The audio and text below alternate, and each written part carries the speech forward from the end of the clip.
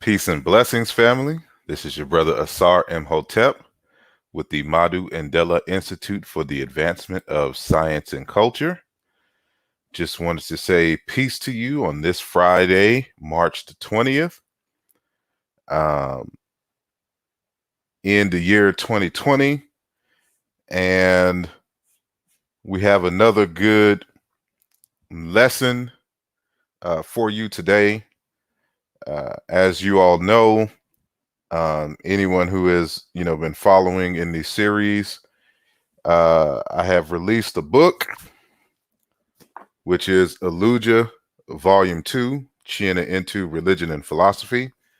And so for a period of about 10 to 15 weeks, it may not be consecutively, but there will be there will be different lessons, 10 to 15 lessons from this text that I will have on YouTube. So we are on number 6. So this is the 6th week that we have been doing this. And so today's topic, today's focal point is the term mAa.t. And I have done several different videos on mAa.t. And things, and there's other publications that I've written on mAa.t. But today we're going to focus on mAa.t in Cameroon and what that means in this context.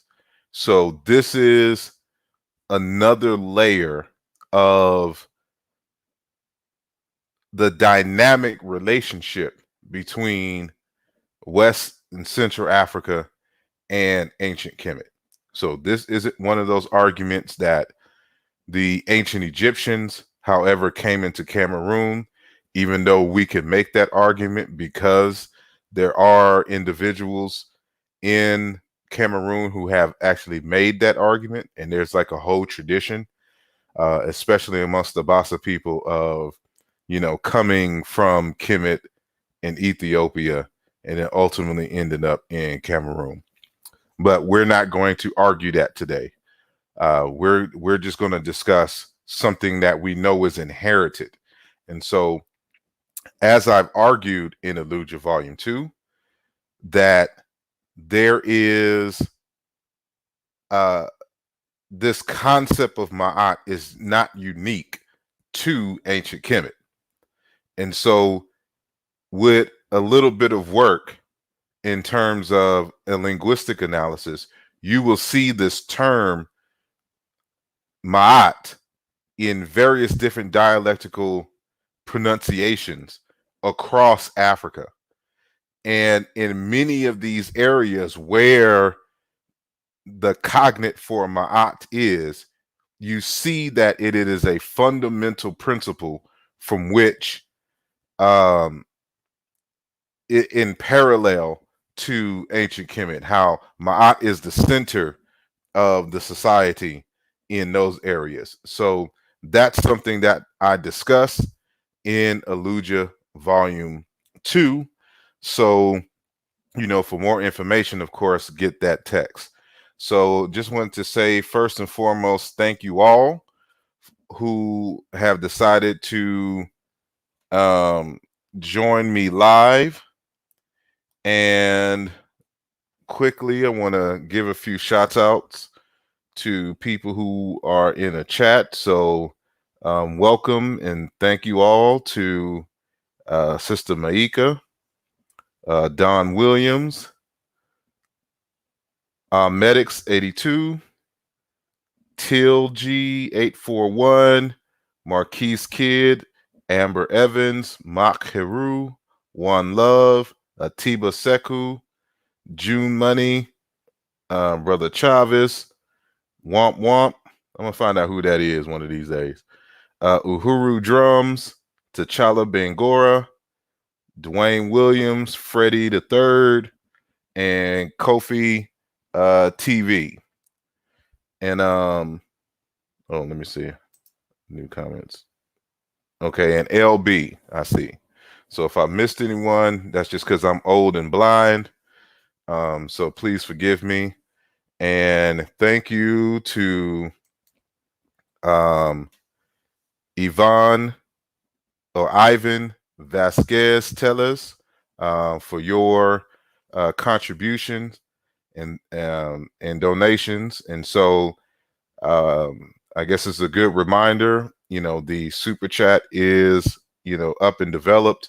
And so if you want to show love and contribute to the channel so that we can continue to bring this good information to you, please, show your love and you can donate here, or you can donate via Cash App, which is $ Asarum Hotep and all of that. So did I miss someone? Anointed Sadat, peace and blessings to you. Peace to Sean. Peace to Dion. Florence. Peace to Zane and Revolutionary Visions. Thank y'all for joining the chat, and thank you all for listening. And so if you have not already, please hit the like button. And if you have a little time and that good random access memory on your computer or your phone, share this link with your friends and colleagues. And I forgot how you actually do it, but there's supposed to be a bell somewhere when you subscribe or whatnot that'll let you know when videos like this are made. And so or when I'm going live or whatnot, so you'll get those things in your notifications. And if you would like as well, visit my website asarumhotep.com and sign up for my newsletter. At least once a month I send something out, and so I'm not the kind to bombard you with spam or anything to that nature. Just want to keep y'all in the loop of what's going on. So I hope you all are well. I'm pretty sure many of you are in the house because your local governments have forced you to be in the house. And because of the coronavirus and its spread, and we're trying to get a handle on it. So in the meantime, we are going to get our study on.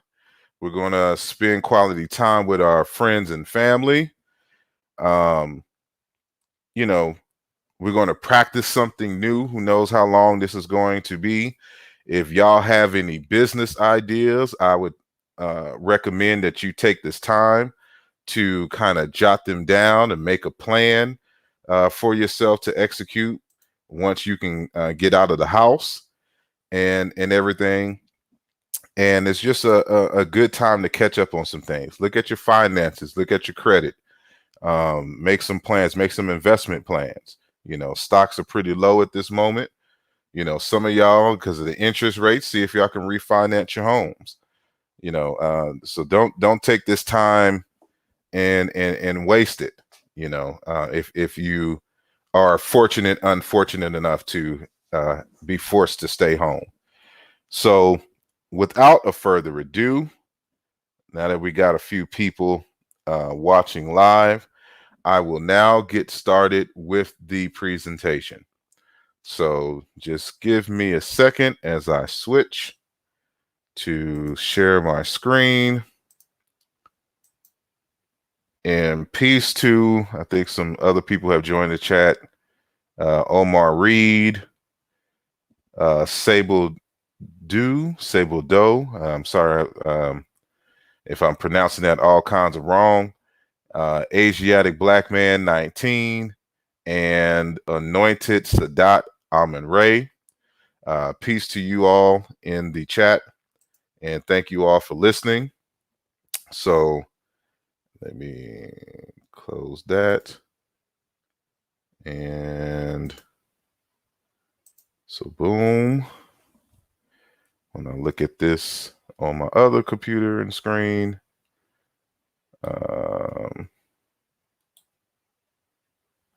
And peace to Lionel Joseph. And Atiba Seku. I don't know if I said that name already. I think I did. Okay. So we're going to get busy. So as I stated before, this is on the principle and word of mAa.t in Cameroon, the state of Cameroon, and it's called Mbog or Mbok. That's two different pronunciations. Thank you, Lionel, for your contribution. It's greatly appreciated. mAa.t in Cameroon, Mbog among the Basaa. And again, you know, this is, well, everything I do in terms of my writing really has to deal in some way or another the relationship between ancient Kemet, the Sudan, and the rest of Black Africa, because we're trying to put together and piece together our history. And so one of the ways in which we can do that is to discuss the differences as well as the shared ideas in all aspects of their lives, of African people's lives. And you know, we're doing this to show the commonalities between African people, ultimately with the goal to help usher in. This is a two-part goal to usher in the United States of Africa, as well as for people who are in the diaspora and the communities are coming together to try to build something new for ourselves. We're trying to base it on an African foundation. Then, you know, this type of work is fundamental to those goals. So with that, we will continue.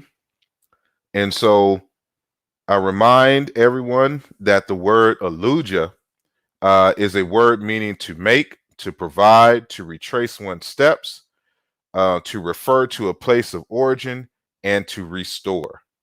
This is from the Chiluba Bantu language, and it is part of a phrase, Saruj Ta, and the word Saruj has the S causative prefix, and the word Ruj, which means to make secure, to set right or wrong, provide, fulfill a contract, to restore, to repair, to make new again, to make grow, and to make flourish. So as I stated in the previous slide, what we're doing here is we're retracing our steps in history. We're going back and recovering those fundamental aspects of ourselves, and we're bringing it back into our current areas and time, so that we can utilize it to repair ourselves and to make us whole, but also as a foundation to help us grow and to flourish. So we understand, as Dr. Amos Wilson has argued, especially in chapter 3 of his Blueprint for Black Power, that culture is the basis of power. And so this is why I'm so dedicated to this Aaluja project, this Aaluja series, so that we can, you know, refer to our place of origin, to repair, to restore and repair that which had been broken, so that we may flourish and grow in the locations in which we are at. So as I move on, as I said before, the book Aaluja, this is volume 2 in the series. You can get it at my website, www.asarmhotep.com. This would be an excellent read during your quarantine and chill moment in this time and space. And so, you know, visit the website for more information. Again, if you want to contribute to this program, you know, the Cash App is available, or the Super Chat. And so this is my Cash App here. And so I will be letting you know in the future, probably sometime in August, that, you know, I'm going to be doing some fundraising for part 2 of this project. And part 2 of this project has to deal with doing a film. We're going to be doing a documentary film based on the Aaluja text and, just some other text, but mainly making those connections between ancient Egypt and Bantu and Yoruba and Akan and Wolof speaking peoples and Zulus, et cetera, et cetera. And so we're going to do this in real ways. So a lot of this stuff that I'm talking about in these lectures, I want to do this visually so you can see it yourself. You can see it amongst the living people. So the goal is to travel to these different places in Africa, interview people there, show you the sites there, as well as interview scholars and people who are from Africa who live here in the States or in Europe or whatnot, and really kind of put this together. So we know that everyone is not a big reader, but they will gravitate towards some visuals. So the film variant of this is what we'll be working on in the next couple of years. So I'll be doing a series of fundraisers for that. So just putting that on your mind, letting you know that we're trying to step it up to the next level. And final advertisement. This is also a good opportunity to take my Introduction to Linguistics crash course. And so I get questions all of the time, like how should I, where should I go to first to try to understand linguistics so they can better understand some of the stuff that I talk about in the book, and especially like the sources and people who I introduce to the people with this with these texts. And so this is my recommendation. So this is one of the reasons why I created this course, is so that you can follow scholars like myself who are using the tool of linguistics to bring this all together. So go to the go to the website asarmhotep.com and go to the courses link. So there's currently 2 courses: an Introduction to Linguistics, as well as the Research Methods in Africana Studies. So I'm gonna just read this to kind of give us a bit of context for our discussion. And hold on one sec.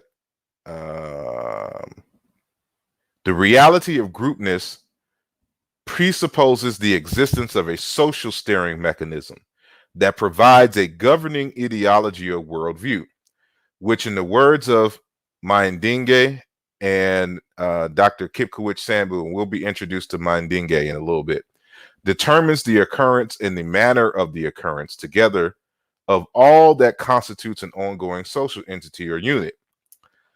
Lack of a social steering mechanism would mean essentially an unlimited unpredictability in the way in which individuals who are supposed to be a group or a community relate to each other and interact with one another.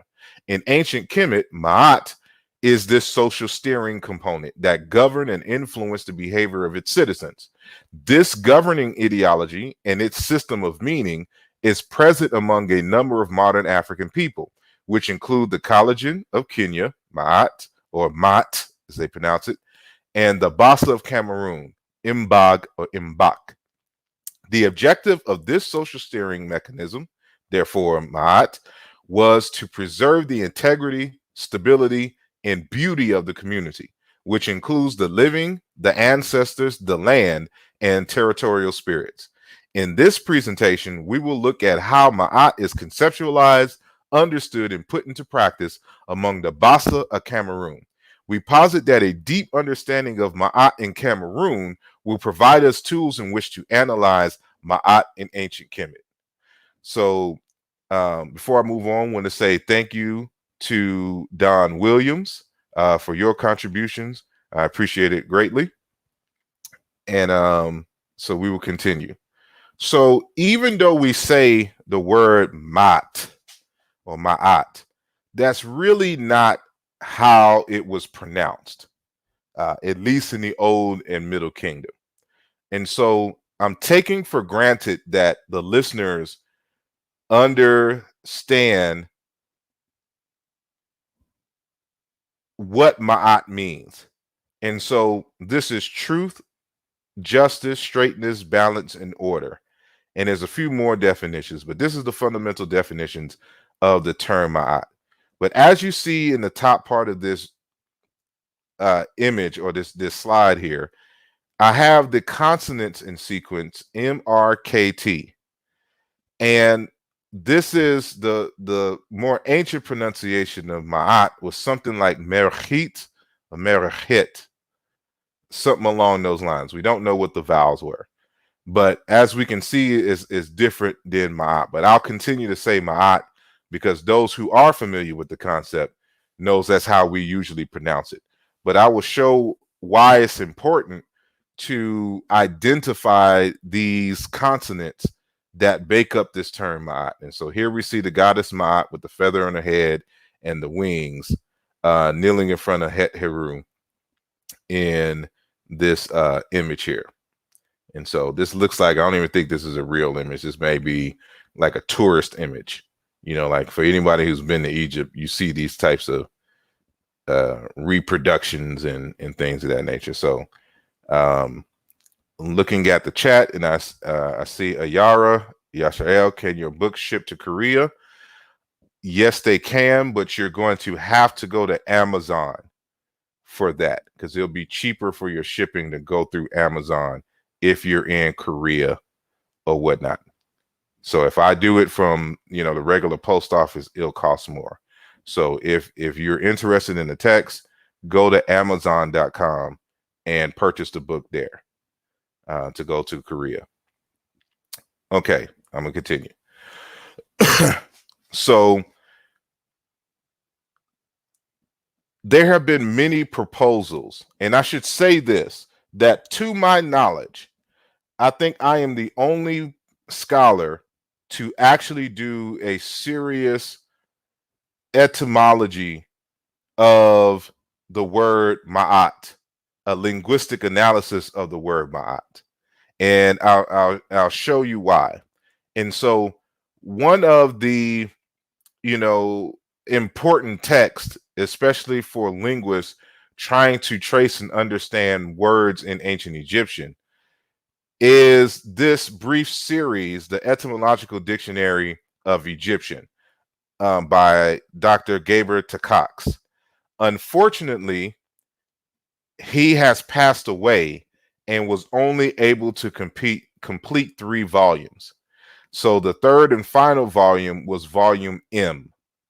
And so, of course, with M, the words beginning with M, there is the word ma'at begins with M.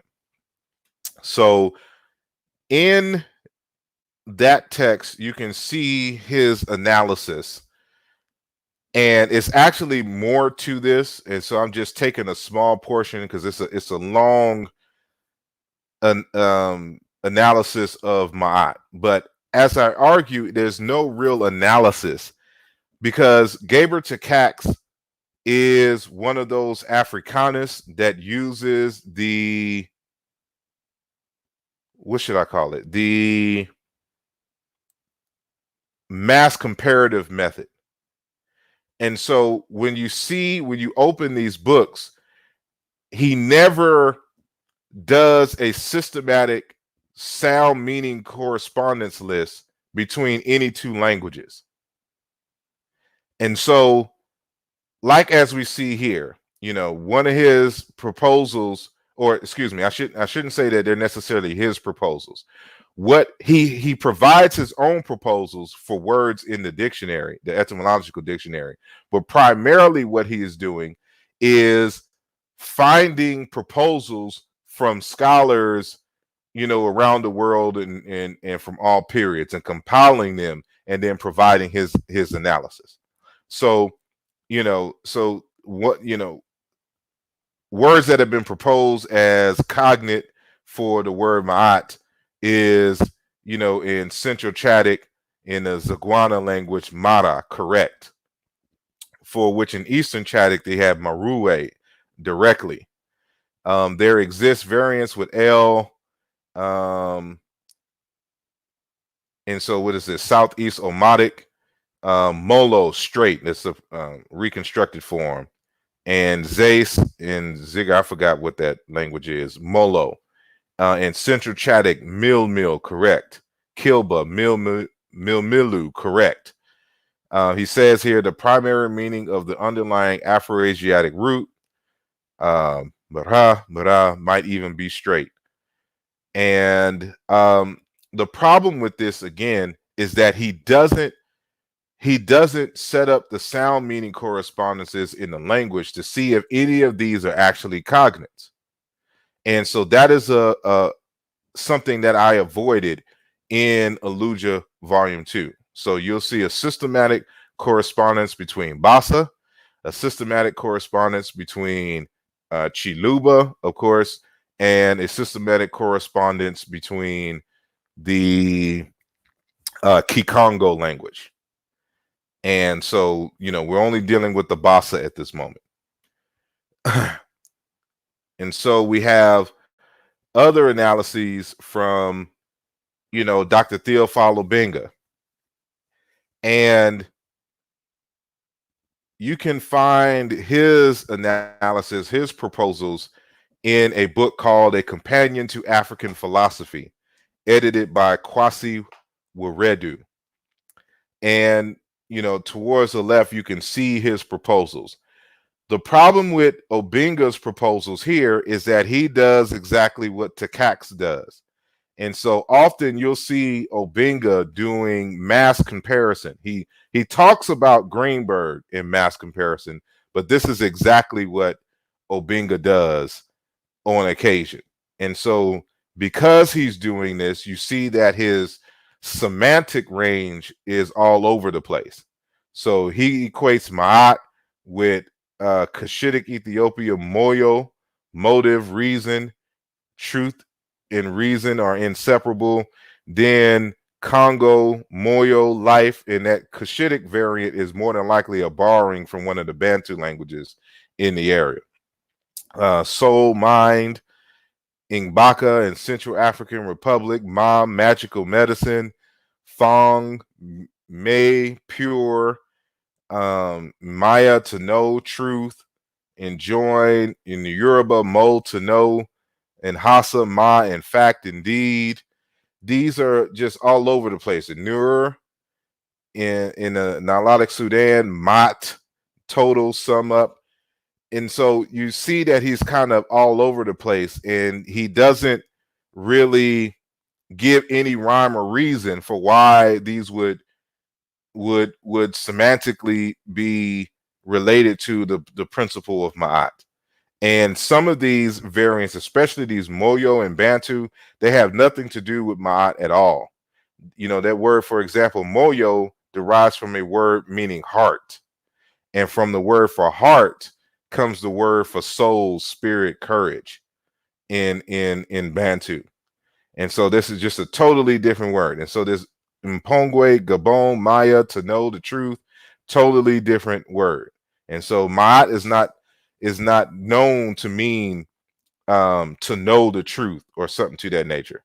And so because Obenga did not do a systematic correspondence list, for each phoneme in Ma'at, this is one of the reasons why he's all over the place. And so we have Dr. Alain Antolin, and he has written many texts, and this is one of his texts, the question or the pool question or the Fulani question. And what does it say at the bottom? And the history of a West African Egypt. And so for those who read French, this is another source talking about the relationship between West Africa and Kemet, but more specifically the Fulani. And so we already introduced the text from Abubakri Musalam on the Fulani and their ancient Egyptian origin. And now you have the late Dr. Alain Antolin, who recently passed in, I want to say December of 2019, November or December of 2019. Uh, and so he, luckily, I was able to get a review from him as well as some source material from him for Aaluja Volume 2 before he passed. So, but he also analyzes the word ma'at. And so in his article, The Words of Gino, Fulani, Cushitic, Nilots, and Ancient Egyptians, in French, he provides these correspondences. So in Northern Omatic, Ba'a, Meke, to be good, to be right. In Bereri, Ma'a, for full day, demonstrates the palatalization of the glottal stop. I'll skip all of that. Moyo, be good, be filled. Pular, be well. Moye, blessings, grace, happiness. He, again, falls, he does the same thing in terms of the mass comparison. But he actually does get one of these at least right. He gets some of these essentially right, but for the wrong reason. And I discuss why in the text. And so there was another analysis of some things that he did. He didn't realize that this was the root to the word ma'at, but I discussed that in Aaluja Volume 2. So, but again, along the lines with Obenga and Gabriel Takacs and all of his citations, it's the mass comparative method, and it doesn't get us any closer into understanding what ma'at is and how this term came to be. So the reason why that a lot of folks are missing the mark on the word ma'at is because of these two phonemes in the word. So when you see this glyph here, as I discussed in other texts, the word, it is the sound he. So it can be a K, like an aspirated K, or just an H itself, losing the velar sound. And so Mboli tends to go with the H sound. So the glottal fricative. And then the vulture bird is the sound, it's a nasalized volar trillis, or R type sound. And as a result of that, that's why you see the variation that I mentioned before in terms of ma'at meaning mer, heat, in terms of its pronunciation. And so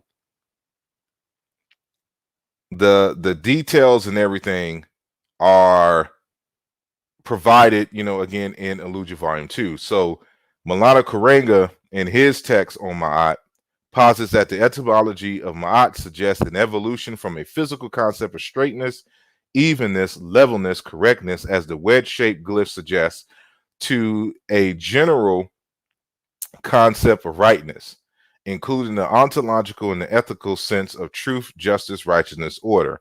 In a word, the rightness of things. So while Dr. Malana Karenga has gotten correctly some of the derivative meanings of the word ma'at, he does not do a linguistic analysis, and therefore he misses the origin of the term ma'at. And so, as I mentioned before, this sound here is a nasalized volar trill, which is an R sound, and this is a velar sound, or when weakened becomes the glottal fricative H. And so this word here, when he mentions the straightness and things of that nature, we have cognates in Kikongo and longa. This K sound is when nasalized, it becomes voiced and becomes G. So line, row, foul, a swarm of driver ants on the march, a troop, swarm, train of people fouling along. So in Kikuyu, runga, without the N prefix. So this M is a prefix on this root. In Chiluba, mulongo, rank, row, line, series. And it survives in Indo-European, and it means, with the root reg, which means to move in a straight line, also to rule, to lead straight, to put right. And so in English, it is part of the roots right, or part of the words right, regulate, regular, regal, meaning king, and correct. So even if you say that something is right or correct, you're technically saying the word ma'at in English. So you see these variations of the term, which I have shown on numerous occasions, but I love this, the Kikongo version. So in Lungu, justification, the state of being just, justice, righteousness, blamelessness, completeness. It all comes from the root ruri. And in Chiluba, we say malelela, reality, truth. Bulelela, reality, truth. Chileke, truth, reality. In Basaa, malega, truth. And in Zande, Ringo, truth. This word is all over Africa. And again, I've done many videos in this variation on the word ma'at, so I'm not going to hark on there. So y'all should be familiar now with Jean-Claude Mboli in his 2010 work, Origin of African Languages. And in it, he advances on Dr. Theophilo Benga's Negro Egyptian, and he talks about how the initial words in the Negro Egyptian were born from these onomatopoeic words, these monosyllabic onomatopoeic words, and how those evolved to words meaning tree. And the early Negro Egyptian speakers saw themselves as trees. So if you have my text Nesubiti, I think it's chapter 3, that talks about man's early association with trees. And you'll see that this is also present in the vocabulary in terms of this relationship. And so the tree is broken down into 3 parts: the upper, the mid, and then the foot. And it is from this word for this kiku or kuki, depending on what dialect, is the word for like limbs, arms, legs, and things of that nature. And there's a semantic evolution that happens as a result of this. And so you should know that the word ma'at can also mean offerings or to give. So this is what you see. That's the inspiration, like in this painting here from the Temple of Abydos, of the king offering ma'at or presenting ma'at to the deities. So we see the goddess Ma'at here, and with the ankh in her hand, and the king presenting ma'at. The ultimate semantic evolution of this is tree, branch, member, and limb. And so the limb can either be the arms or the legs, but in this instance, it's the arm. So arm, hand, and then the motion to extend, to offer, to present. But there's another semantic evolution along those lines, from tree, branch, member, limb, foot, leg. And the words for foot, leg in Negro Egyptian or Chiana Intu evolved to mean ground or base. And so the word ma'at also means pedestal or base. So this is what you see here. This is an actual Egyptian artifact of ma'at as a base and a pedestal for statues to stand on. So with that notion, when it comes to the word ma'at, truth, as I argue, it comes from branch, foot, limb or foot, and then road. And from the notion of road comes to walk the right path. This is where the word truth, ma'at, truth, comes from. It means to walk the right path, to stay on the correct path. And so this is the evolution, saying here we see the root of the word ma'at in Sango, in this phrase, nalegani, correctly or rightly, literally by the way. And this word lege in Sango means road or path. So it is to correct path, to walk the correct path. And it's from this root for leg. So now, what is Mbok or Mbog? First, as I mentioned before, we always got to have these discussions in accordance to time and space. And so the word Mbok belongs to the Basaa people of Cameroon. So for those not familiar where Cameroon is, it is, I guess you would consider this the beginnings of West Africa, but in many respects, Central Africa. But West Central Africa, either way, because it's just right on that edge. So it's below Nigeria, next to the Central African Republic, to the left of Chad, and above Gabon and the Democratic Republic of Congo, and the Republic of Congo. So, and Equatorial Guinea. So it's kind of right on the edge there. And so there was many of our ancestors came from this area here in Cameroon. And here are some images of the Basaa people. And, I think this is a more ancestral on the left. It's kind of modern. That's their flag in the center. And their habitat, kind of some indigenous habitats right here. Some good people.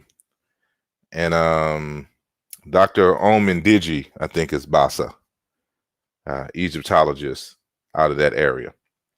So the concept of Mbok or mAa.t, you'll see, are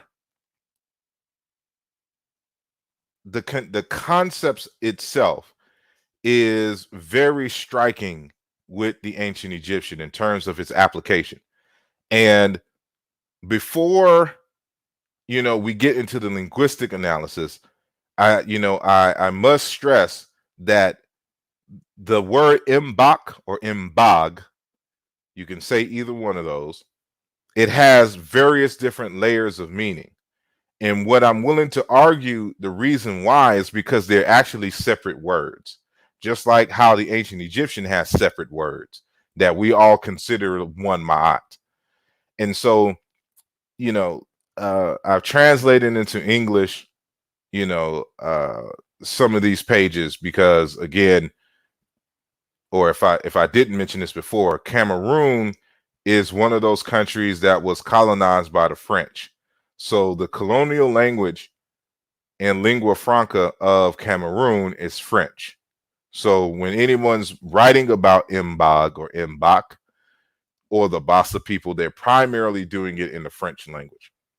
So this is from the website mAa.t, Baquet, blogspot.com. And the author states that among the Cameroonian Basaa, the Mbok is an ancestral initiation tradition. The term itself, Mbok, literally means one. The Mbok is the connection to the one thing beyond all things, in terms of God, the universe, the one that multiplies to become the multiple, the one from which everything comes. The universe is one. We are a part of the universe, and the universe is a part of us. All things are one thing, and one thing are all things. This is the first principle, Mbok. The oneness of all things is the source, the one, the supreme consciousness. So as we are seeing right here, the word Mbok is being equated with the universe itself and the concept of God and the meaning and the many, I should say. So it's dealing with cosmos on one level. And we'll see how all this plays out in a second. This next kind of definition is coming from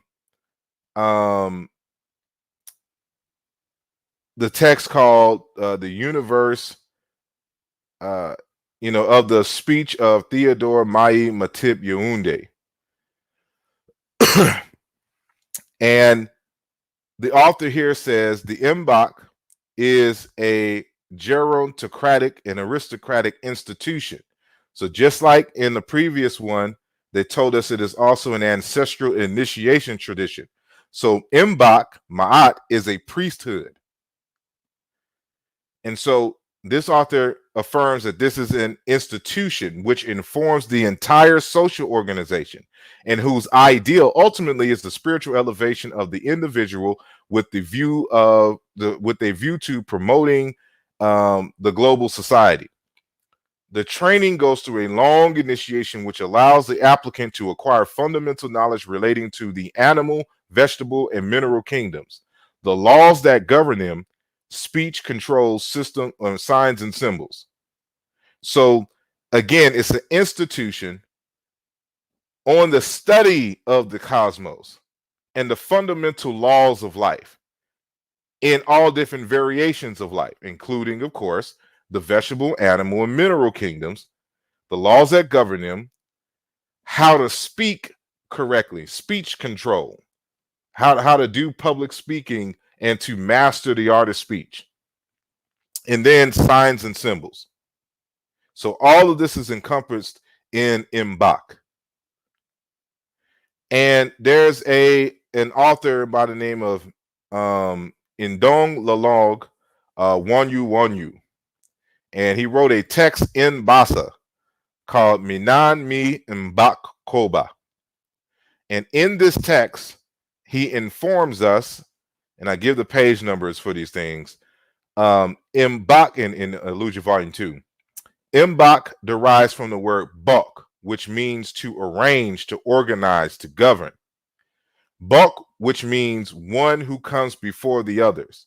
For example, Mbakwe Liha, firstborn in a family.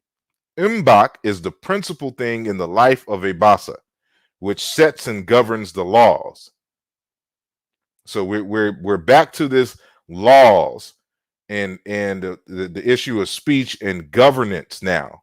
So that this idea of mAa.t or Mbog is connected to organization, arranging, and governance. And so just as they study the laws of nature, they're using these ideas, this framework to organize their society and create laws, rules, and things for the societal institution so that they can live in a more harmonious way. So he continues that we can imagine Mbog as a circle in which we will find the following things. So trees, the water, the countries, the wealth, men, animals, the birds, time, and the universe. So it's an all-encompassing study. So Mbog is the totality of life itself. It is God itself. And so I took these images from Dr. Fukiao on the right because he talks about their cognate for the word mAa.t, which in Kikongo, which is in Lungu, and in Lunga, as we saw earlier, and Kaninga, which means the balance. And he talks about this circle and the encompassing thing. So even though the Kikongo speakers are in Angola and in the Democratic Republic of Congo, they are still showing you're still seeing the connections between these different people and how they conceptualize things. So he continues, Mbog is seen as a container and its contents has not been represented concretely in Basaa, but it is a principle of the Basaa imagination. Wanyu thinks that is an image of Song Nkum, something that can be translated as Ouroboros, which encloses the entire creation and determines its balance and harmony. So for those who don't know what the Ouroboros is, you'll see this, especially like in a lot of Greek and Roman and just European iconography of a snake, a circle of a snake biting its tail. And so this is supposed to be the representation of, well, many things, but especially this concept of continuity, that, you know, everything feeds into each other, you know, and like this infinite time loop. And so, but this, it does not originate historically with Europeans. This is an African conceptualization, and you find that in ancient Kemet. But Wonyu argues, and this is, again, he wrote in Basaa, and there's a author who I cite who is translating from Basaa into French, and I'm translating from French into English. So he says, it is in this Ouroboros we find things like trees, water regions, meaning countries, wealth, men, animals, birds, and the concept of time or the whole earth. Again, it's an all-encompassing principle. But I highlighted this water regions for a reason. Because remember that in chapter 7 of Aaluja volume 2 is where I put a full argument on the meaning of the word Kemet. And as I discussed in that text, the word Kemet has to deal with a land with an abundance of water, grass, and vegetation. And that from that foundation derives the word for country. And so we can see here, he's not using a word for a cognate for Kemet, but we're showing the semantics here.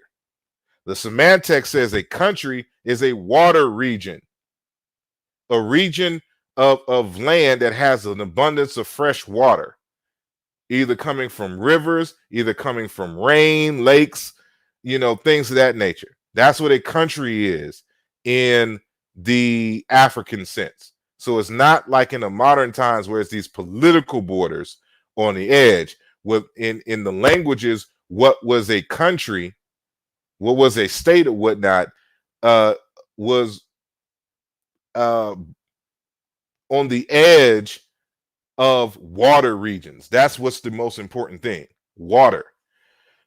So going back to the Ouroboros Song is the image of a snake biting its tail, and it is inside that circle that he forms all creatures. So it's talking about an infinite creation, and with inside the infinity, you know, is all of what we see and not see comprising the universe. Just as the tail comes off his mouth, just as the tail detaches from the mouth to ensure the return back to chaos, therefore this snake maintains the unity of creation and all beings. This snake is a symbol of unchanging energy and the cyclic nature of time. So you can see how all of this is coming together. And so those who are familiar with mAa.t, you see not necessarily the snake, but you see the same conceptualizations. Because in the text it says that mAa.t, you know, was there from the beginning. It's the organizing principle of the infinite universe. And so mAa.t is also seen as the daughter of Ra sometimes. Or you'll see that mAa.t was there in the beginning with the Nun. And I'm going to show you later how the word ma'at and the word nun, or the nu, are the exact same word. And so when you transfer ma'at to the nu, you'll see how all this makes sense. So we're going to continue with the Ouroboros. And so this is not only in ancient Kemet, but it's in other parts of Africa. Well, it's not only in, how should I say, among the Basaa, but in other parts of Africa. So we see here from this text, Africa's Ogun, page 18. It says, in the old world, one of the emblems of Ogun is a snake biting its tail, feeding on itself, and thereby engaging in an unending repetition of destruction in order to regenerate. So the Ouroboros symbol is a symbol of Ogun among the Yoruba people. And it has the same connotations that you will see, you know, amongst the Basaa and in other areas. Oscar Pafuma talks about the Ouroboros in ancient Egypt, and so the phrase for that that concept is said in Ra or read. And so he says here, this is actually coming from the Harapolan. So he's translating the Harapolan when he, which is this is during the Greek period, And so they're saying when the Egyptians want to represent the world, they depicted a snake biting its tail. Each year, this animal sheds and loses its old age. The same in the world. Each annual period rejuvenates by a change. The fact of using one's own body as food means that all the things in the universe which come from providence take back on themselves everything from which they diminish. So you see that this Greek philosopher or historian is telling you what the Ouroboros means in ancient Egypt. And you see that it means the exact same thing as in among the Basaa, as we just have been reading from those different scholars. So here's an early depiction of the Ouroboros. There was a PhD dissertation that writes about this in ancient Kemet. So this is from that text, and he says Lycaon pictus or Lycaon pictus, the so-called hyena dog, and the fabulous serpent-necked feline interpreted as sonentiere in images found on ceremonial palettes of the late pre-dynastic period. Line drawings after Wolfhart Westendorf. In this text, whatever that says, zu Frühformen von Osiris und Isis und. I can never get that. Und Isis. Anyway. So you see over here, these are pre-dynastic drawings. So this idea of the circular snake, and then you'll see later it'll bite its tail later. So this representation is the earliest known example of the true Ouroboros icon, which occurs on the second gold shrine of Tutankhamun, where Ourobori are seen surrounding a large mummiform figure, most likely intended as a representation of the unified Ra Osiris. After Alexander Pienkoff, a representation or a rare representation of a chapelle of Tutankhamun. So you see here even though this is a drawing, so you can see the details more. You see the Ouroboros on the foot here, and it's possibly this here, but definitely on top here over the head. And so this is just a common theme throughout Africa, and especially in ancient Kemet.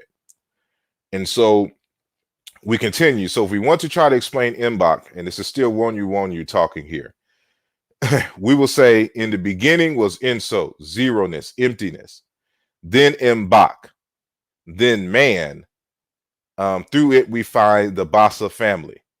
And so just like in ancient Egypt, mAa.t is at the beginning of the universe. It is responsible for the organizing of the emptiness, which is not so empty as we will see later on, in which they arrange and which governs and regulates time and space or whatnot. So he continues. So now he's giving some definitions. Hold on one second. Is the chat working here? Oh, I guess it is. Just testing the chat real quick. We can see that this concept, saying of mAa.t, Mbog, has various different meanings and applications. So Wonyu is telling us that it means a conclave, which means like a congress or an assembly, which he kind of repeats below that, an assembly of patriarchs, the concept of time, the concept of a region in terms of space, the tribe itself. Mbog is a source of wisdom, and it's even someone's name. So it applies these areas of life Mbog is, but it implies in terms of politics, history, philosophy, science, geography, political economy, and religion. So Mbog, in essence, is everything. There is not an area of life that is not affected, that is not relatable to this concept of Mbog or mAa.t amongst the people of Cameroon. Yeah, I didn't see it moving, so I just wanted to make sure that the chat wasn't, or that my screen wasn't froze. So that's why I had to test the chat real quick. So I appreciate y'all focus for this lecture. So peace to Brother Wujawu, peace to Sister Emiket. I'm not sure if I shouted out Sister Amber, Sister Monica, and I'm pretty sure I didn't miss some folks. Everything is everything. Hustradamus. Appreciate you all for listening in. Don Williams. So okay, I'll get back focused here. So this author, and I cite him kind of heavily in Aaluja Volume 2 concerning this concept of Mbog. And this is Mbalik Mindinge. And he wrote this text, or I should say published this text in 2012, Likoda Li Mbog, the worldview and social organization of the Basaa people of Cameroon. Now, this text is one of the few that I could find in English about peace, Brother Sean, and peace to Bashu, or Rashu, I see. This is one of the few texts in English where you would get an idea of what Mbog is. So if you have an opportunity and just are really, really curious and want more details of Mbog or Mbok, this is an excellent text, and it's actually based off of his PhD dissertation. So his PhD dissertation was on this topic here. So I'm pretty sure you can find his PhD dissertation somewhere. But this is what I draw from as well. So he says in this text, to relate the identity of the Basaa people, we stated notable events in Basaa history and everyday life, and append a consequence folk image which is passed on from the value system from generation to generation. The content of the folk image itself, and the process of its transmission from generation to generation will be the thing we have designated as Mbog among the Basaa people. In this consideration, it transpires that Mbog would be identity securing. In our usage, the term Mbog mostly alludes to an identity securing entity and to a moral system, just like how it is in ancient Kemet, and even mAa.t amongst the collagen. When you read Dr. Kipkowicz Sambu's text on the Egyptian origins of the collagen, and the section in the book where he's talking about mAa.t among them, it's the same thing. It's an identity securing entity as well as a moral system. Or else it designates the Basaa conception of the nature of things and Basaa standards in general, a system of knowledge, the epistemology which underpins the posture of the Basaa man. In the term Likoda Le Mbog, the meaning of the term Mbog we propose is of people. So again, this concept of Mbog is, I can't explain it any better in terms of this identity securing entity. And so you got to kind of read the beginnings of his text when he's talking about what makes a people a people. And so this Mbog is the culture, and this is what makes the people a people. And it's the rules, the conceptualization, the worldview, the ideology that relates the people to one another, as well as to the universe itself. So therefore, if Mbog is the culture, it is the source of wisdom and knowledge for the people, as well as is a system of morals and the rules governing the interactions between the people and the environment. And so this is why this is a very key text to get when you're trying to understand mAa.t from an indigenous African perspective. So it's one thing to study it from the ancient Egyptian perspective, but of course we're going to get a lot of what is ma'at from the lens of the Egyptology speak in application. Even when you're reading Dr. Malana Karenga's text on ma'at, he ties it in with Africa, but it's still in a very academic way. And so if you want to get that on the ground concept of ma'at, read these African scholars who discuss ma'at in their own cultures. So the only one who identifies ma'at in their own culture, with that of ancient Egypt, is Dr. Kipkoech Sambou with the term ma'at. But the Basaa people don't know that Mbog and Mbok is the word ma'at. And so the Kikongo speakers who have this term, and it's their source of life, they don't know that it's associated with ancient Egyptian, or it can be associated in parallel in terms of a cognate and living system with ma'at in ancient Egypt. So I'll continue. So all throughout his text, he provides various different meanings for Mbog and its applications. So it is at once the earth divinity, the earth divinized. So remember that it means world. Mbog, people, as we just read. Mbog, smaller extended, hamlet, a village, an entire region, for instance. A polity, a political system, which extended to mean the land or the universe. Everywhere, suggestive of time and space, men, the people. An ensemble, remember that from earlier, means an assembly. The clans, the tribes, the ethnic groups, the races, and the territories they occupy at the Malong given time. And so this word long, or it can be long, Malong, that is cognate with the word Ra, Sunday time.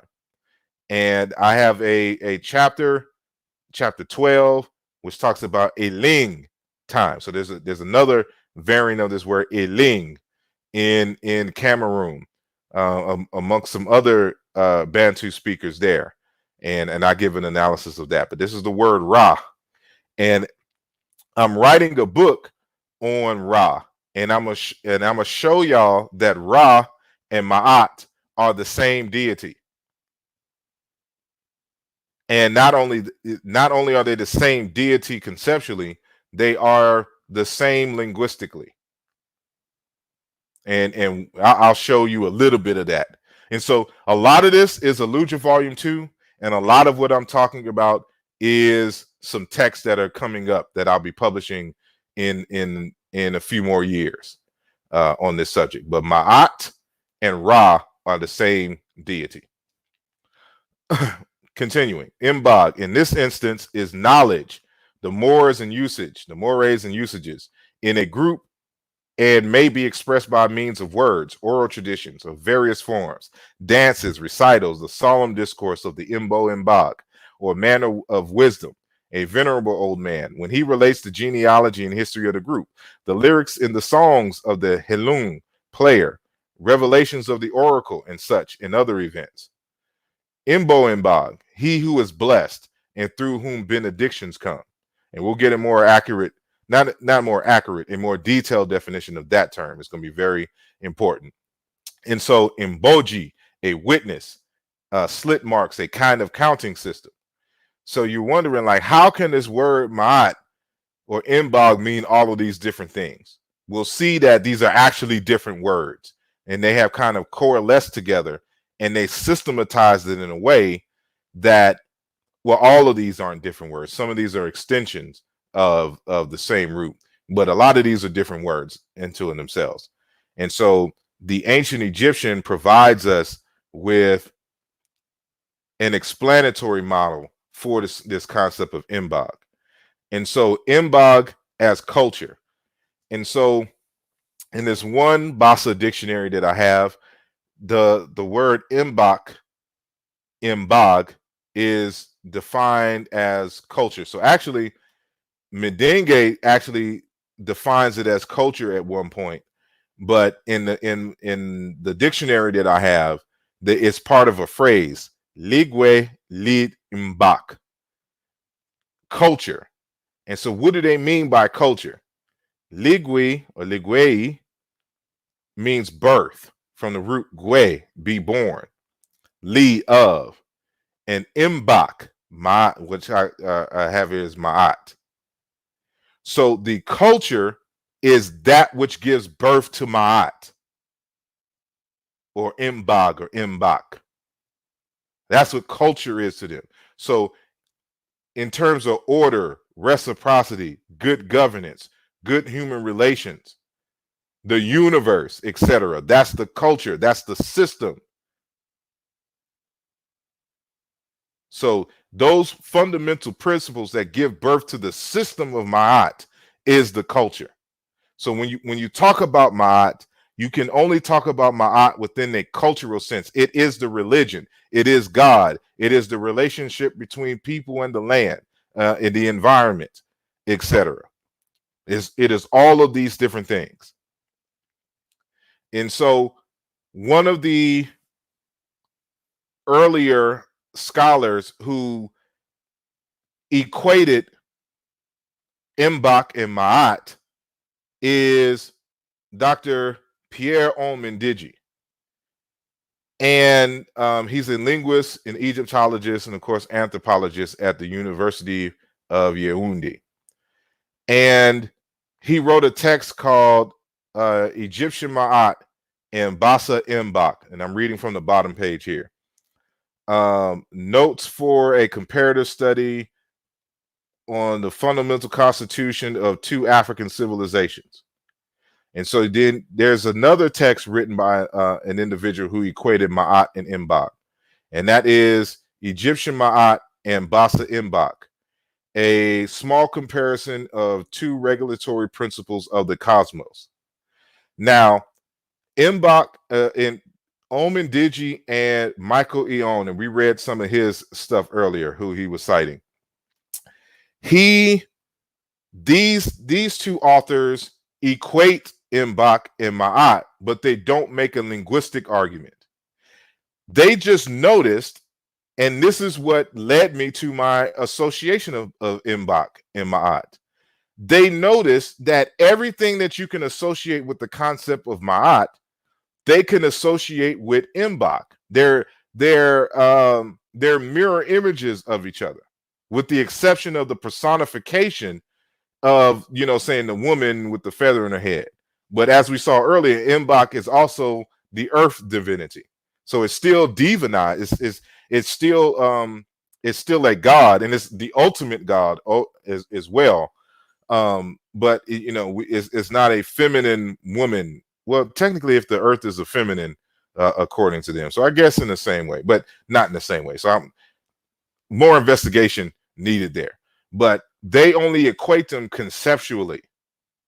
And so because the principles were so much alike between these two, I decided to investigate and see if Mbog and mAa.t were cognate linguistically. And that's what I do in volume 2. And so Mbog, according to Dr. Ndiji, comes from a root bulk, means gathering or leveling or sift or even to develop and to establish. Mbog, universe, time, stand, container, the laws of nature. So we read that earlier. So he's a Basaa speaking native himself. And as I stated earlier, the Basaa have an oral tradition that they come from Egypt, and their last stop was in Ethiopia. And some have even made the argument that they were the original Abyssinians.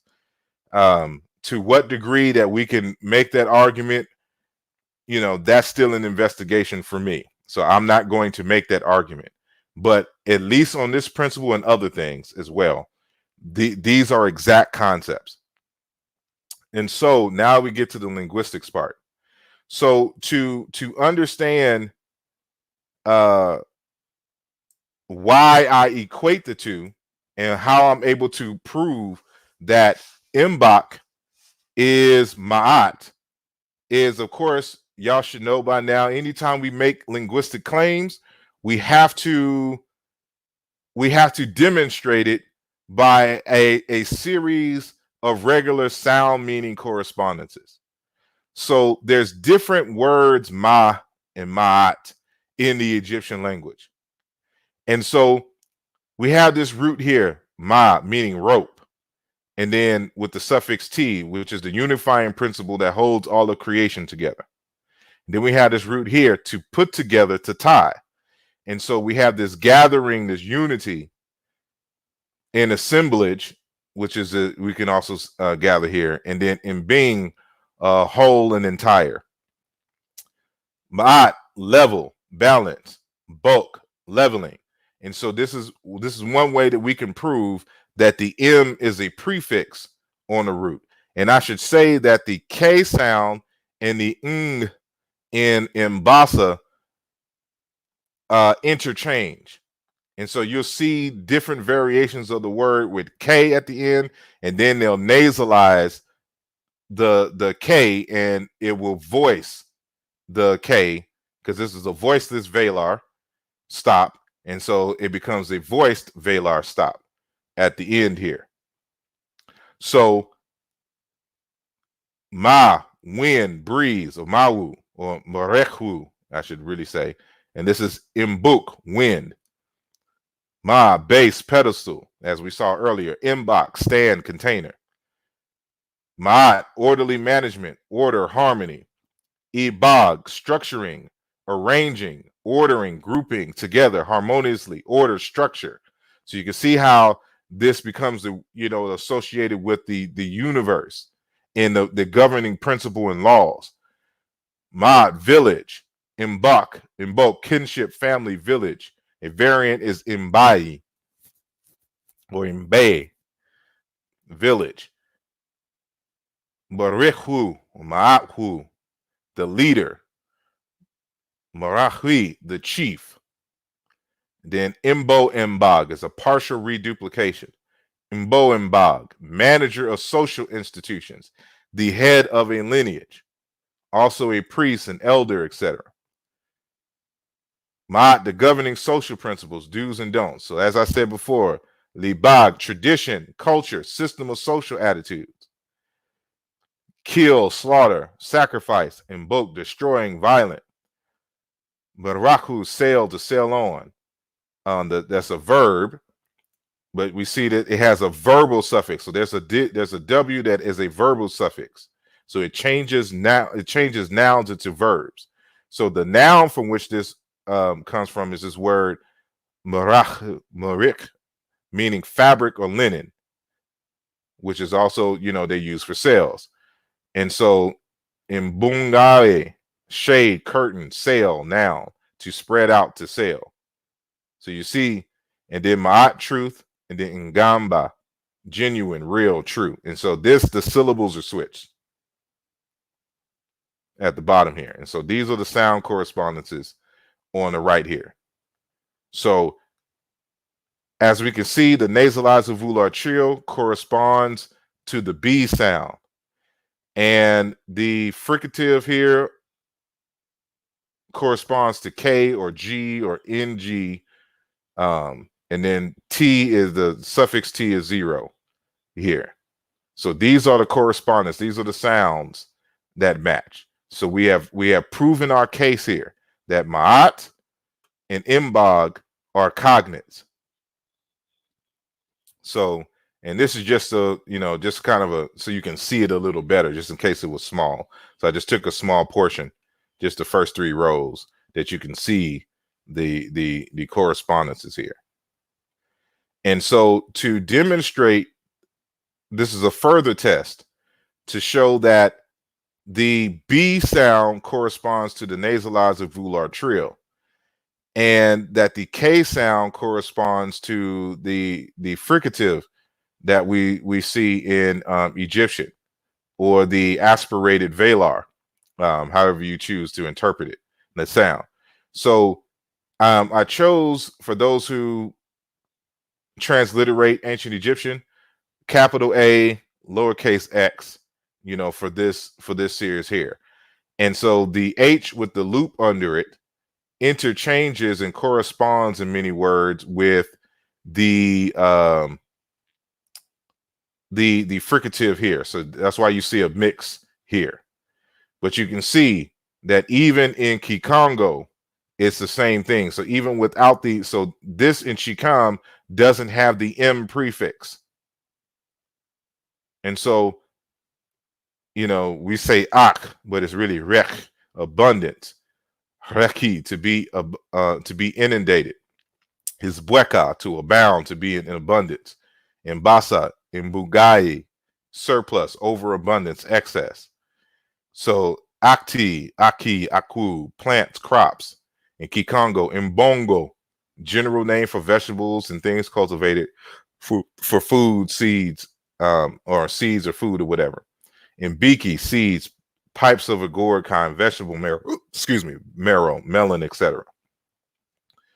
Ak, or rek, ship's equipment, mass or whatnot. And then Rahu, building component, construction material. In Bangu, a large tree. In Bangu, ridge pole, etc., etc. And so you can go through this on your own time. You will see that these things correspond with each other, and that it proves that the M is a prefix, and that the B corresponds with the nasalized volar trill, and that the K or nasalized velar G corresponds with these on this end. And so I needed to get some photos, and I didn't have time, but just going over, because I want to, even though I'm talking about the Basaa, I want to throw in the Kikongo people as well. There's a Basaa word Mbog or Mboji, meaning a witness, a certificate of accuracy of a thing, confirmation. And so there's a reason why mAa.t is like you have to weigh against the feather of mAa.t. And she has to confirm, as well as being in the hall of the double mAa.t, etc. And when it's two mAa.t, or if it's Isis and Nebethet or Nebethet, they are known often as the two witnesses. And so we can see this kind of concept, where what it means when they're saying that. And so in Mbangi, witness. So sometimes you will see Jehuti kind of recording the deeds and of the person in the Pertim Herus or in the pyramid text. And then sometimes you will see mAa.t. So mAa.t is weighing. She's the witness of what is going on. And so your own heart, your own deeds are weighed against the principles, the social system of Kemet, to see if you are worthy enough to be amongst the blessed ancestors, or would you have to, go back to earth to restart this life over again, or you're sent to an equivalent of hell. So the Mbangi, witness. There's also Barahu or Ma'a'u, products of a foreign land's treasure. So you see in Kikongo, in Bongo, cloth, goods, wealth, possessions, property, money, treasure, riches. So, I'm doing these exercises so that y'all know that, even though we're dealing with West and Central Africa, even if it doesn't sound like the way that we're pronouncing these concepts, because we don't know how to pronounce ancient Egyptian concepts, they are alive and well in other parts of Africa. And so this goes to show that if you was to be in ancient Egypt and to hear them speak, you wouldn't recognize it, because we probably pronouncing certain things wrongly. And so even this term here, this is more so the root here, this word Mbongi, which is a leopard or a cat. It has several different cognates in the ancient Egyptian language. And so we have this form right at the top, Meri, lion. We have this form here, Sara, lion. ribi, or bird, panther, leopard, rim, lion, and then ru, neb, lion. I'm showing this here because these are different pronunciations of the same word. They're all the same. And these are the syllabic reversals of each other. So you see this miri, lion, is the syllabic inverse of this rem, lion. The M and the B sound in Egyptian interchange. And so the actual root for this has to deal with a strong and ferocious animal, an animal that can kill you. So this applies to the elephant and some other animals that you'll see the same consonants sequences.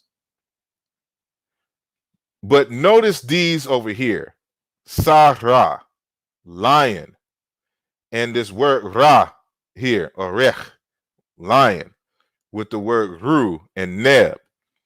As I show in Aaluja Volume 2, this sound which I'm circling right here, I don't even know if you can see me circling it because there's a time delay. I can't really follow it. I guess so. So in this what I'm circling right here, this sound not only interchanges with that H with the loop under it, but it also interchanges with the labial sounds, M, B, P. So M is in Mary, B is in ball, P is in Peter. And so the R sound also interchanges with this nasalized volar trill, as well as the N sound. And B and M, depending if they're in between two vowels, will weaken and become W. So this is how we know that this ru and neb are the same word as this ra, meaning lion, and mer, or rib, and then syllabic inverses. So if you understand everything that I'm saying here, you will see why ra and ma'at are the same. Remember the mathematical formula. If A equals B and B equals C, therefore A equals C. And so there's many different variations of the word ra in the ancient Egyptian language that belong to different dialects and or languages. It is only by these external and internal comparisons are we're able to get to the root. So these same roots are found, in the word ma'at. So these are without the M prefixes or the N prefixes, because this is really an N prefix. But when you put N in front of B in Bantu languages, and in many languages, the N as in Nancy becomes M as in Mary. So hopefully y'all seeing what I'm saying here. These are all different forms of the same word. And this is one of the ways in which we can prove. So of course, when I have that discussion on how ma'at and Ra are the same deity in the future publication, you'll know. It'll be a bit more systematic and you can see these things. And so in chapter 2 of Aaluja Volume 2, I deal with the word seneb. And you'll see all the different variations of the NB in that text. So if you turn to chapter 2, which is the etymology of the word seneb, health in ciKam, you'll see these interchanges between the R and N, and then B, M, and W, etc., etc. And so all of these sound changes that I'm talking about here, I've demonstrated and proved in Aaluja Volume 2. So I think this is the last part of this segment. The form Mbo and Mbogi, or Mbo and Mbog, or Mbo and Mbogi, is the the chief. You can see here the king and chief and elders, whatnot. They're at the Mbog assembly that is going on. And you can see the kind of staffs with the bird. It almost look like a Sankofa bird, right here. But these are Basaa in Cameroon.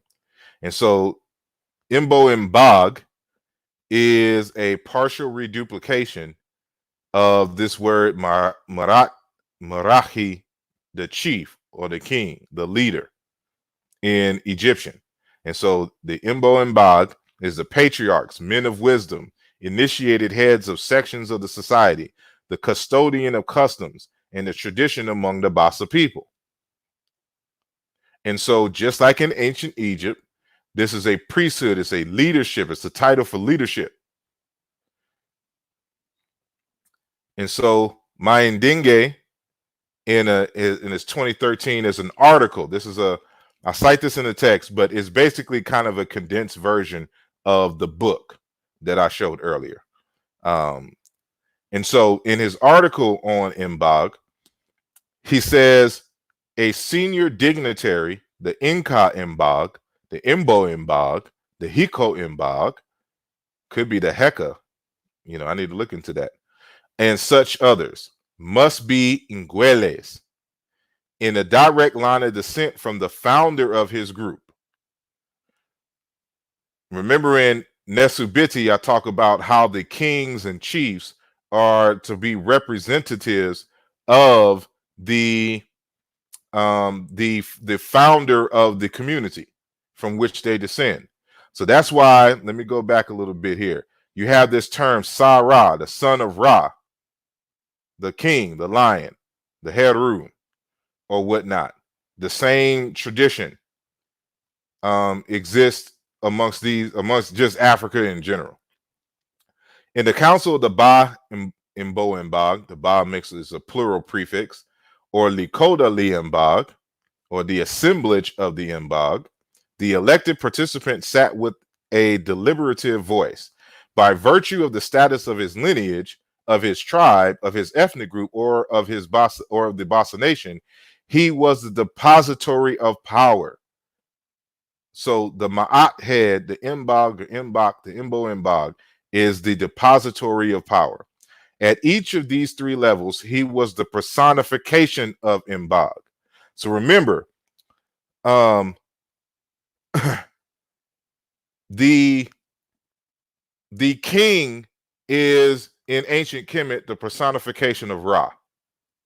Ra in mAa.t, and Ra is supposed to be the bringer of mAa.t to the society, the regulator and the maintainer of mAa.t to society. You see the same thing here in amongst the Cameroon, that the Mbo Mbog, and these are chiefs, heads, elders. It's an initiation system, and chiefs of royalty and leadership among the Basa people. And so the Mbo Mbog becomes the personification of mAa.t, which is itself the culture, the system, the heritage, the universe, the gods and goddesses. That's who he is. And so Hustradamus, you have a quick question, or answer a quick question. Hold on. Dialect in different areas, culture, could it be similar to Ebonics? How we hear, we change and interpret.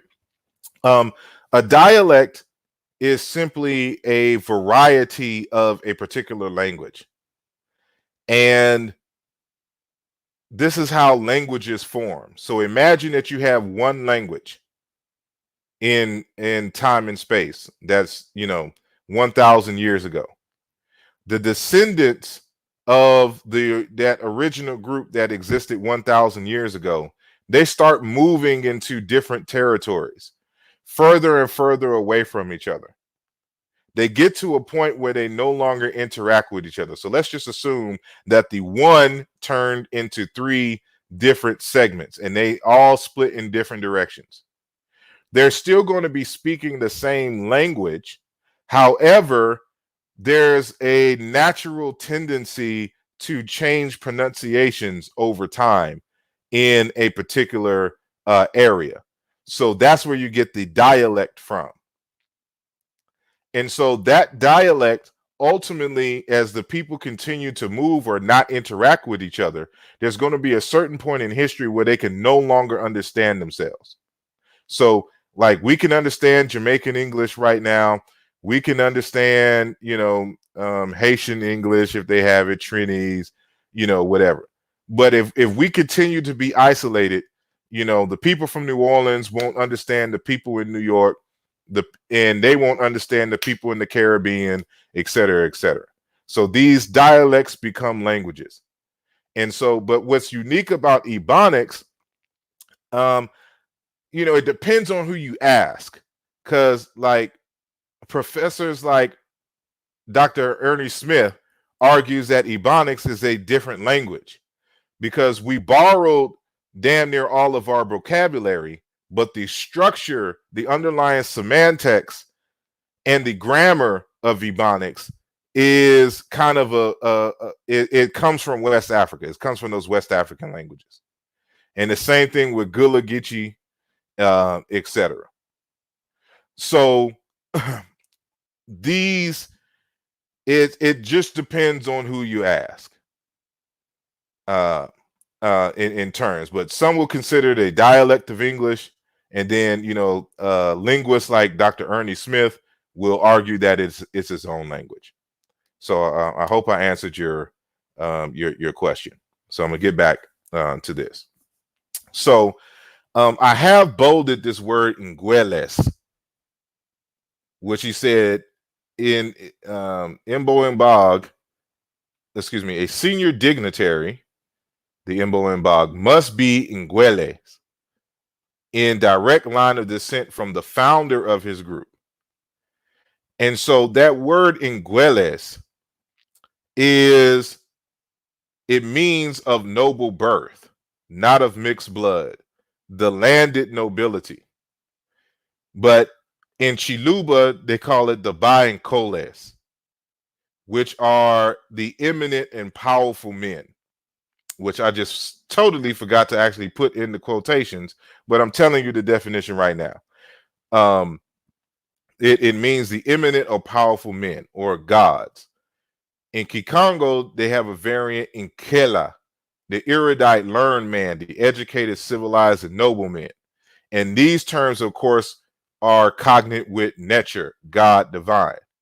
So this is important to note when you're looking at these the kings of ancient Kemet. So remember that when you read any literature on ancient Kemet, they always talk about the kings were gods, that they were netures, so to speak.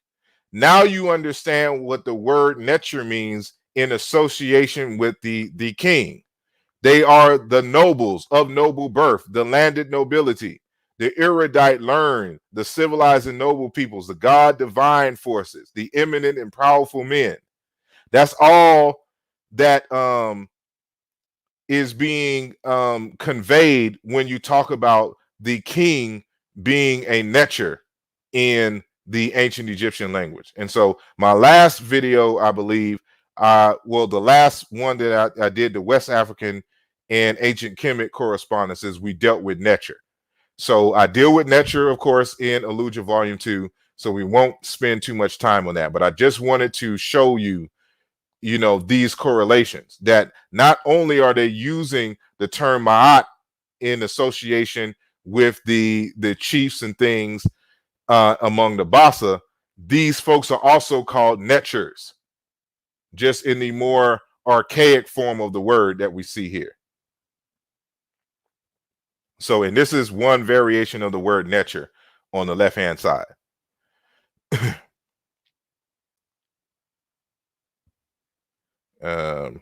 And so just as we saw that these were priests or in the among the Basaa in terms of Mbog, the ancient Egyptians had priests of ma'at as well. And so this is an old seal The owner is Mary mAa.t. And this is the transliteration right here, but I have embolded Wa'ab in mAa.t. And it's the transliteration of the seal right here says, revered one before Osiris, the Wa'ab priest of mAa.t, Mary mAa.t, justified in the necropolis, his wife whom he loves, mistress of the house, justified, because the word ma'at, well, not ma'at, but ma'a means justified. And so this phrase here, wa'ab in ma'at, is one for the priest. And so so what I argue is that in many respects, this is really Mbog, the priest, saying of Maat. That's what an Mbog is. So now we're going to kind of change gears a little bit here. So now we're going to get to the cosmic aspects of things. So hold on, let me take a sip of this aloe vera concoction so I can continue. All right, so we have to put this as a text called, this is one of the texts that I use in my course for research methods in Africana studies. It's a text called Writing African History, and it's just a textbook on method. And Daniel McCall, who starts off the text, who is a white man, comes to this realization here. He says, Africanizing history must begin with a holistic attempt to understand the total worldview and cosmology of African peoples. For without looking at their oral history in the total context of their thought, we cannot understand the meaning that history has for them and why they have preserved it. Now, this is twofold, is to prepare us to come into the next part of our conversation. But at the same time, this is, because we have a lot of people that only want to believe stuff when white people say it. But when Molefe Kitty Asante and Dr. Amma Mazama and Dr. Amos Wilson and Naeem Akbar and Dr. Marimba Ani, etc., made these conversations and created this paradigm called Afrocentricity, people try to make an argument and think that Afrocentricity is pseudo, etc. And of course, everyone who reads, who actually has read any of the text on Afrocentricity knows that those people who are in opposition of it never read these texts. They don't know what the hell they're talking about. But Afrocentricity is about the agency of the Africans themselves telling their own stories. And to understand African people, we cannot use external lenses. We have to look at the phenomena, the world, their existence, the motivations for their actions in history based on the people, the Africans themselves. And so you have this individual starting off the conversation saying Africanizing history must begin with a holistic attempt to understand the total worldview and cosmology of African peoples. For without looking at their oral history in the total context of their thought, we cannot understand the meaning that history has for them and why they have preserved it. And so again, maybe because a white man said it, some black folks out there will understand what Afrocentricity is and understand why we go to the primaries, we go to the African people themselves when we want to understand ourselves. So before I continue on the next leg, I'm going to give y'all some other sound correspondences. And so this one, I'm showing between the Egyptian language, ciKam, and the Yoruba language, that the N in Egyptian corresponds to the G in Yoruba. And the B in Egyptian corresponds to the B in Yoruba. And so remember what I said, if you're looking at line 2, that B or M in between two vowels becomes W. And so this is going to be very important. So Neb, Lord, Master, Owner, Husband, and Egbe, Ogba has to deal with rank. And there's some other ones I could have used in this that's along this line here, because this root also means sir, you know, in the language. So sir is a title of respect and rank. New, or we say new is time, but it's nawa, nearway, and or nwa. In Yoruba is igba, time. Nabed, goldsmith. Agbede, goldsmith. Nabet, basket. Agbon, basket. Neb, all. Bo, all. Partial, or this is a full reduplication. I'm showing this because we're still going to be dealing with ma'at and Mbog, but I want to show you that the Egyptian and the Yoruba have a variant of it, but the syllables are switched, which you will find different in the other two languages, which we'll be comparing, which is Kikongo and Basaa. And so this N sound was a nasal velar in history. So it's a as in song or sing. And so the Egyptian dropped the G sound and it just remained N. But the Yoruba dropped the N sound and remain was the G in these terms. So now let's look at this a little bit more carefully here. So remember that B, W, and M interchange in the language. And we can see it even on this line right here. So in Middle Egyptian, Nuet, oval. In Kikongo, Mboka, large spherical bead. The B in Kikongo corresponds to the B and the W in Middle Egyptian in this context. The K corresponds to the N. So remember, in Yoruba, Agbo, a circle. Nu, a pot. Mbungwa, cup, a mug. And I should have put a Basaa because there's one for jar.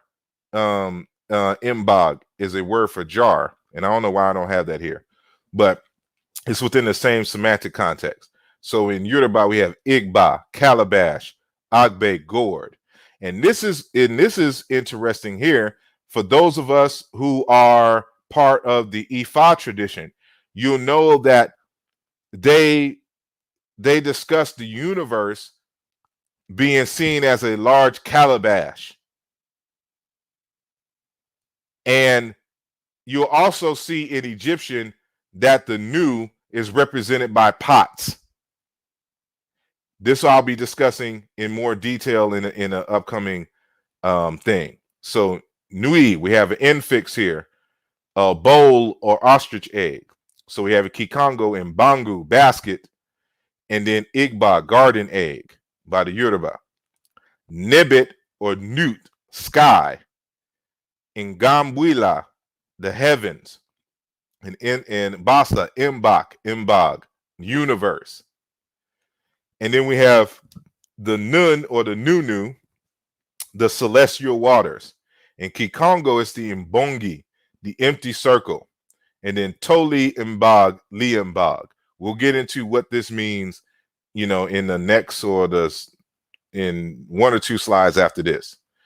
And so Newt, place, Mboji, palaver, place, court. New, time, for a while. Nkumbu, time. Bok, time, or Koba, god of time. And then in Yoruba, Igba, season. Igba, time. Nui, or Nui, to gather, to collect, to assemble. Wunga, gather. And remember that the B or M in between two vowels, so it's missing a prefix, a loss of prefix over time in Kikongo. And so in Yoruba, agbado, collectivity, ba, to rake together, to sweep. And then the word geb, earth. And then Mbog, earth. And then Yoruba, igbero ko, country, district, be, live, dwell. And usually those verbs are associated with words for space or a place. I discussed that in Aaluja Volume 2. But I'm seeing that this is a Kikwe. If we're using Jean-Claude Mbodi's model, Middle Egyptian and Yoruba, these forms come from the Kikwe dialect, whereas the Kikongo and Basaa forms come from the Kweki dialect. And so the mAa.t forms come from a dialect that corresponds to Kikongo and Basaa. But this dialect, the new dialect, the NW dialect, they came from the same line as the Yoruba in the ancient Egyptian language. And so this is how we know that there's different languages and different dialects being spoken in these earlier periods before the Coptic. And we can tell that Coptic is one language because they don't have this diversity in the language itself. But that's another conversation for here. For later. So we're going to get into that worldview, that cosmology that the author mentioned before. So the stuff that I'm about to say here comes from the Congo cosmology. And, you know, this is one of my favorite books of all time, African Cosmology of the Bantu Congo by Dr. Kimbwandinde Kiabonseki Fukiao, who is Makheru, who passed in 2013. And so this is a cosmogram talking about the cycles of life. And this is actually mAa.t as well. So remember that mAa.t means time, or Mbog means time. And mAa.t is also associated with time. And so, but this is the Kinga. And Kinga is a variant of the root of what becomes mAa.t in Egyptian. But also the word dingo, which means cycle and change and whatnot. So this is their representation of mAa.t as applied to the universe in the Congo tradition. And so in my upcoming text, Quantum Mechanics as African Heritage, you'll see how all this comes together in a very unique and different way.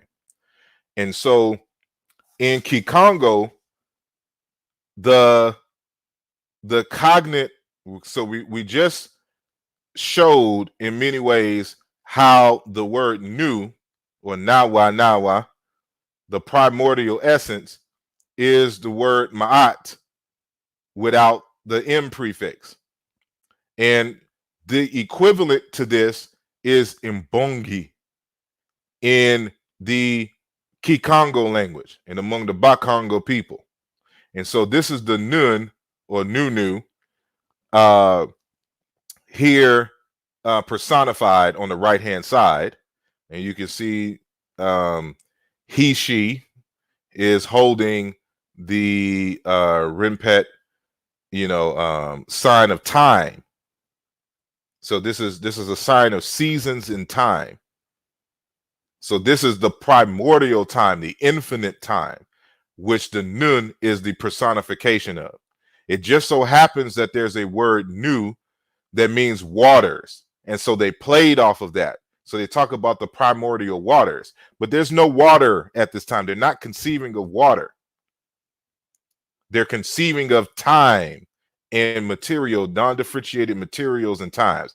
So the essence of space-time is what they're talking about here, as is personified in this image here. So, but among the Bakongo people, this is called the Mbongi. That's what the nu is, Mbongi. And this is an image from Fukiao's text, and we'll read it a little later. But remember our term from Basaa, Mbog, cosmos, nation. Mbog, village. Douala, Iboko, family. Iboka, assembly. Yambasa, Mbogo, society. Chiluba, Bukwa, belonging to an ethnic group, together, group, species, genus, or system. What you're seeing in these different variations, what they're trying to tell you is that your family is a system. Your society is a system. Your culture is a system. It's the assemblage of values, processes, behaviors, interactions, exchanges, etc. So when you're talking about the cosmos and the universe, you're talking about a balanced system of the exchanges of the principles and forces of life. And so your family is a microcosm. That's why we say cosmos of the greater nation. And the nation is the microcosm of the greater cosmos. And just like in the cosmos, how everything revolves around the sun, everything revolves around the king in the traditional societies. That is the sun, the Sa-Ra, for which they have to govern the universe, the society, the nation, the system. So when you see the importance of ma'at in terms of balance, harmony, reciprocity, etc., those are just all terms defining what a system is. And so in Basaa, remember, I was going to get back to that toli Mbog li Mbog. It says it's defined as even the smallest universe. They're talking about what is equivalent to atoms in among the Basaa. The small universes, on the quantum world. This is the quantum world, or empty set in the mathematical sense. The almost empty. So I'm going to show, so inso is a word for zero or empty, Mbog. The universe, how should I say this?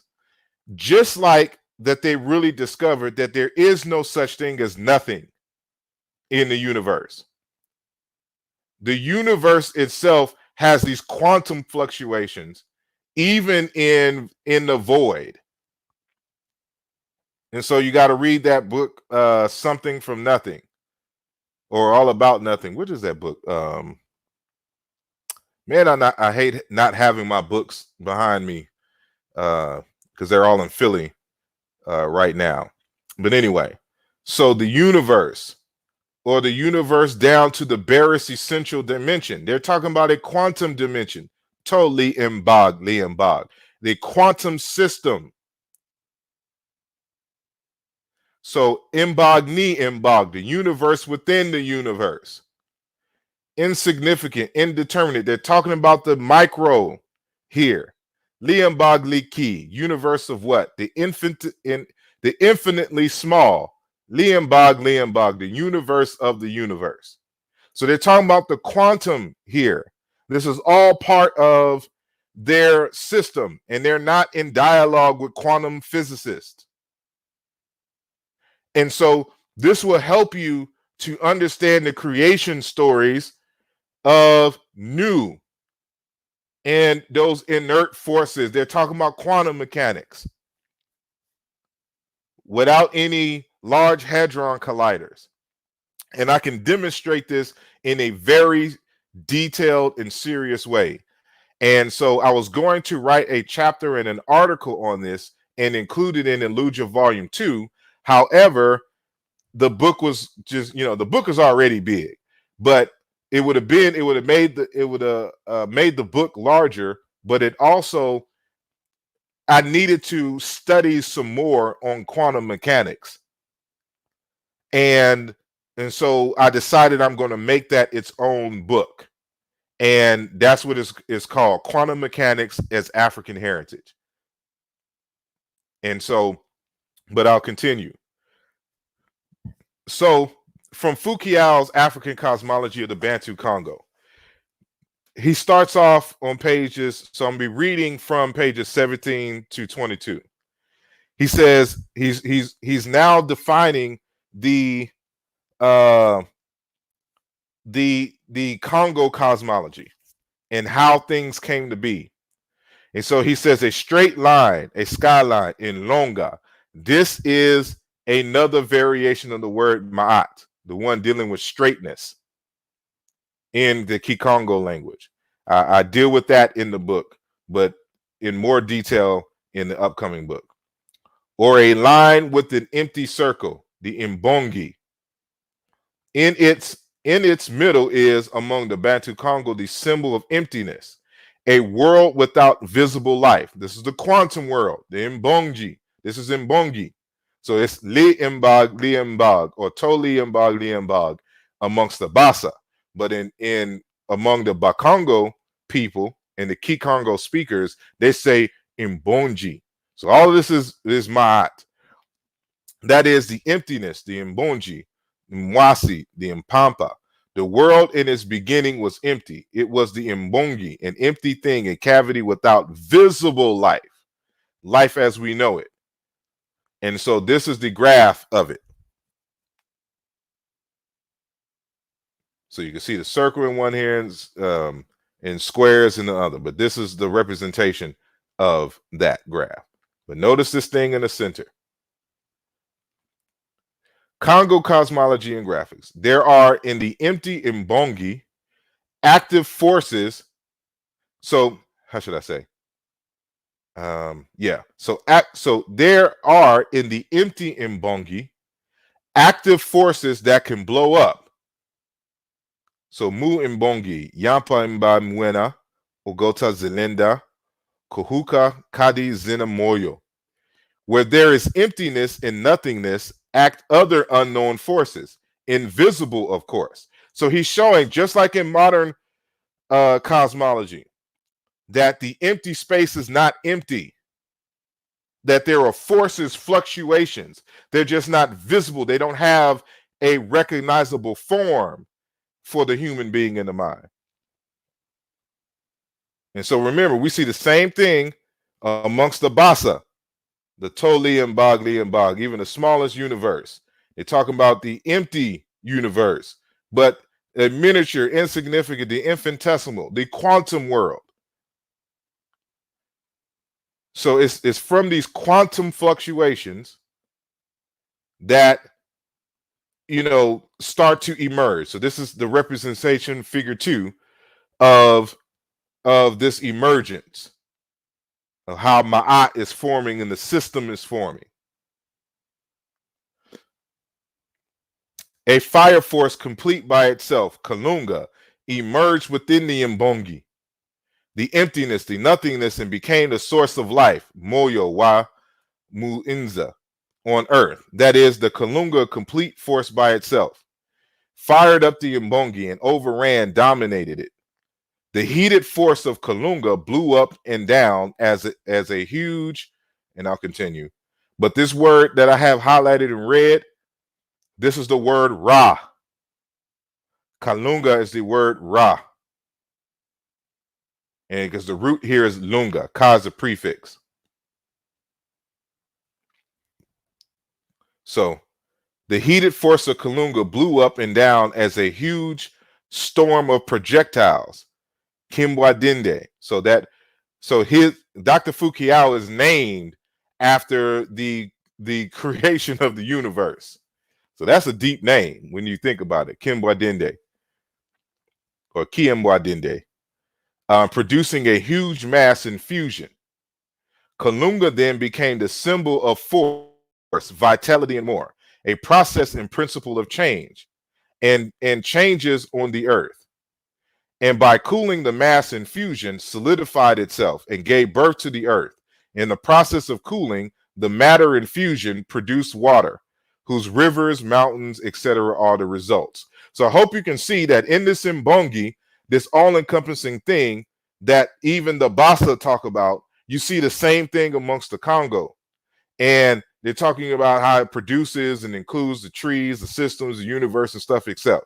It's all here. So this is the indigenous Big Bang theory, from the quantum fluctuations to the explosion of Ra and Amen and Ptah, etc., which organized the undifferentiated matter that was in the infinite Mbongi, mAa.t, Mbog, etc.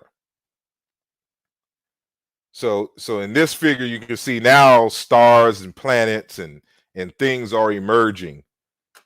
And so remember, like, this is, you see, just like amongst the Yoruba, they talk about the calabash, the Igba, that created the world. At the top of the calabash is the living world, and the bottom is the ancestral hidden world. And it's the same thing amongst the Bakongo people and the Basaa people. And it's the same thing in ancient Kemet. We continue. The world, Inza, became a physical reality floating in Kalunga. And so Kalunga is a word that also means ocean. In the endless water within the cosmic space. Wait a minute. We ran into this endless water, this infinite water, before the Nun, the Mbongi. This is what we're talking about here.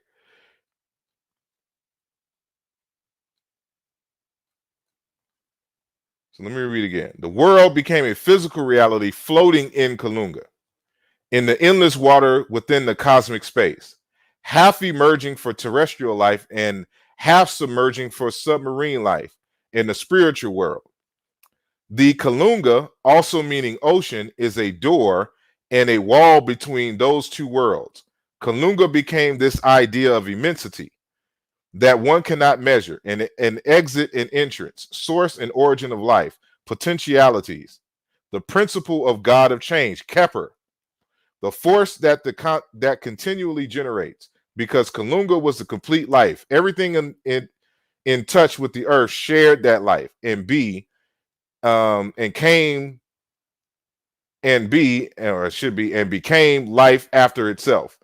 That life appeared on earth under all kinds of sizes and forms, planes, insects, animals, rocks, human beings, etc.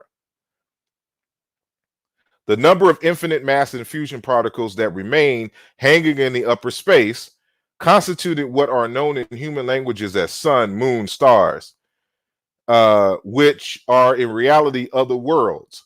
Man is called to live in certain of these worlds too. Kalunga, the principal god of change, is a force in motion. And because of that, our earth and everything in it is in perpetual motion. Man himself is an object in motion, for he is an around the path goer in his upper and lower world. And so what I want to show here is that all those Kalungas and all with those different definitions and how all of this came into being is because of paronymy. And so there's a word in Longa in Kikongo, which means line. Of course, we know in Mbongi, which means empty space. There's a word in Mbongi that is the direct cognate of Mbog in that language, talking about this assemblage and things. And so Fukuyao actually has a book called Mbongi. So I highly recommend you get that book, Mbongi by Fukuyao. And so then you have Kalunga, the fire force. Kalunga, completely complete being.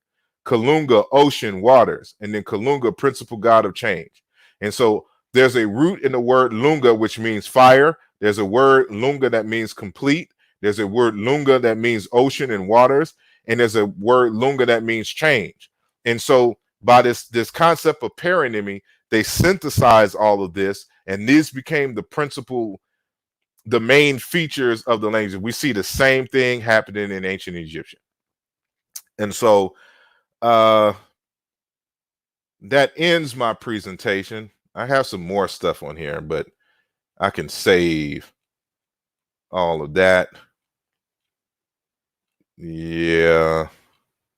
Yeah, I'll save all of that. So, but yeah, this ends the presentation. And so I just wanted to, kind of give a broad outlook and show you how mAa.t survives amongst the Bantu speaking people of Cameroon and of the Democratic Republic of Congo and Angola, for instance. And so I guess I have a little time. So, if y'all have any questions, I guess I can invite some people if they want to come on and ask a question live. I only have 5 or 6 spaces. So in the chat, I have put in the link. But if you all have, any questions or comments, now would be a good time. So I know there's going to be a delay. So I will wait for you all to get the message. And if anybody's going to join in, so I will only go up to probably like 12 o'clock, 12 a.m. for, any kind of commentary or question and answers. And then I will end the show for tonight. Thank you all again for listening, for, watching live, staying with me this whole time. And for those of you who have made donations, earlier, I appreciate you as well. Again, you can still do that via the chat or through Cash App. Remember the movie that is going to be coming in the coming years. We want to start shooting this year, probably at the end of this year. So like we're going to deal with all this stuff.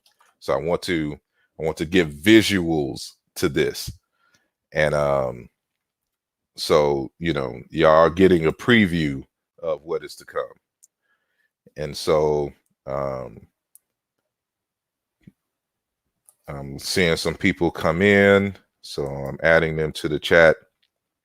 So we have Brother Wujawu and Hustadamas.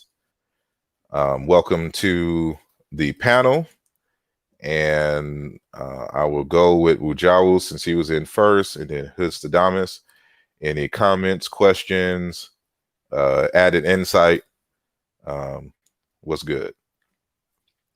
Yeah, peace. I'm just here for the smoke. No. Yeah, that was an excellent presentation. Yeah, and I don't really have anything to say with it. I just hope that people gonna probably have to watch this twice or more to follow along. But it's very, very well done, and just on my independent study, because I've seen you present this or similar before in different explanations and stuff like that, and just my independent study over all these years, what you presented confirms, reaffirms, validates, and all this other kind of things that I've seen and all that good stuff, and it just fills in some gaps. It adds to a lot of different things. So I hope that somebody, other people will have that same experience, because to tie it into other African cultures and people, especially the Cameroon Basaa people, and then you went into the Kikongo speakers, it's it just reaffirms and solidifies the foundation of Kemet, in terms of being a homegrown African nation and things like that. Because right now we have talks of people pushing the Middle Middle East, European or Middle East or West Asian foundation in terms of Kemet, the culture and everything. So yeah, I just appreciate the presentation. No doubt. I appreciate you for listening. Hustadamas.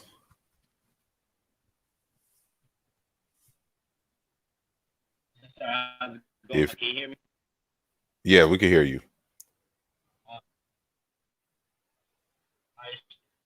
I just want to appreciate you for your knowledge, the things that you bring to the table. Trust me when I say, brother, you enlighten me every time I hear from you. All I want to say is that everything that I hear you speak about, it really new ideas. So when we speak about the Hmm. Kemet and the West African state and things of this nature, I don't think it's that much of a separation, and you prove that.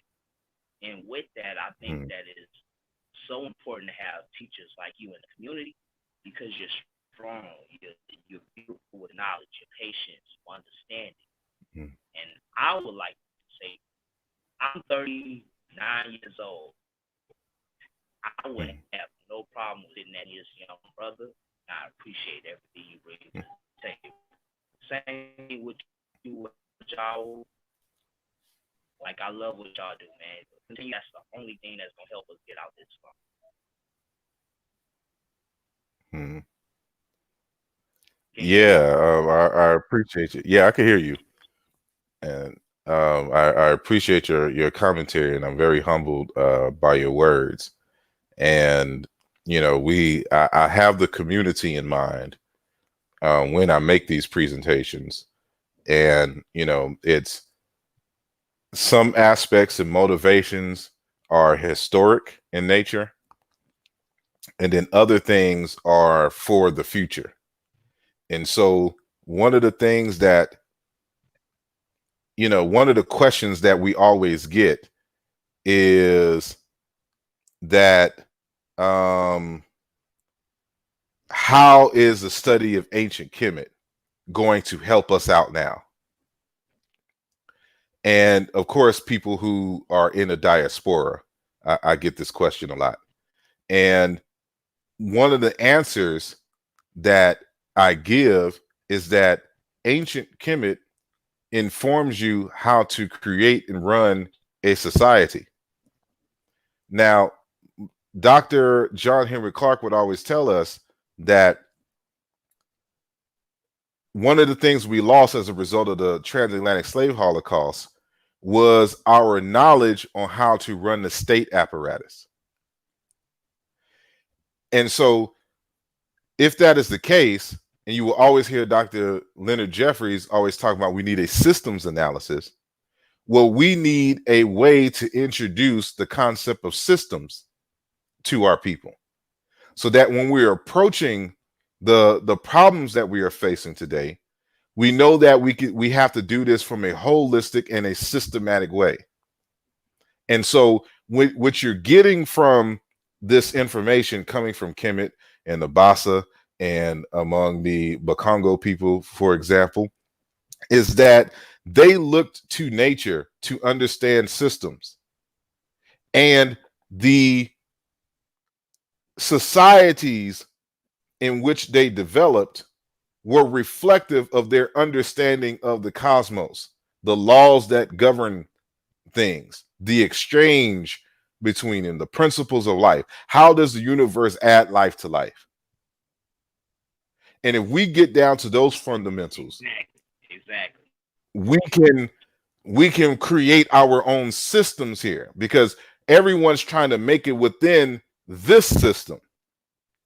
But what if we create our own parallel system where we don't have to deal with the shortcomings of this system? I you know and so these are the things that we get from this. It's agree not that I just 100%. want to So talk I about. don't mean to cut you off, brother. Oh, sorry. Oh, you went out. No, I don't mean to cut you Oh, off, but I agree. I'm sorry, I don't mean to cut you off, but I agree. yeah.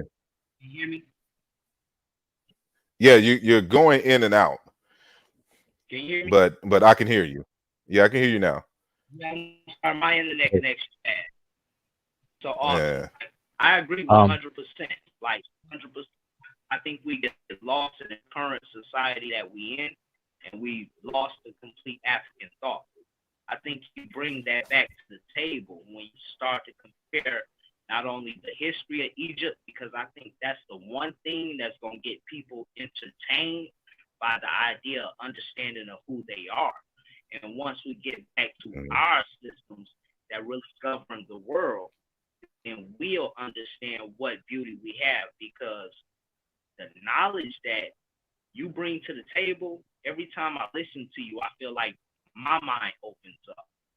And if we can get more young people to understand that aspect of African thought process, then we can bring so much more to the table and not get caught up in like a capitalistic society that's built to have small percentages at the top and a huge majority at the bottom.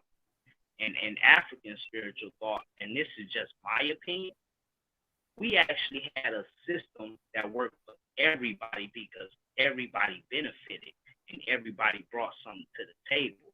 It left out no exclusions.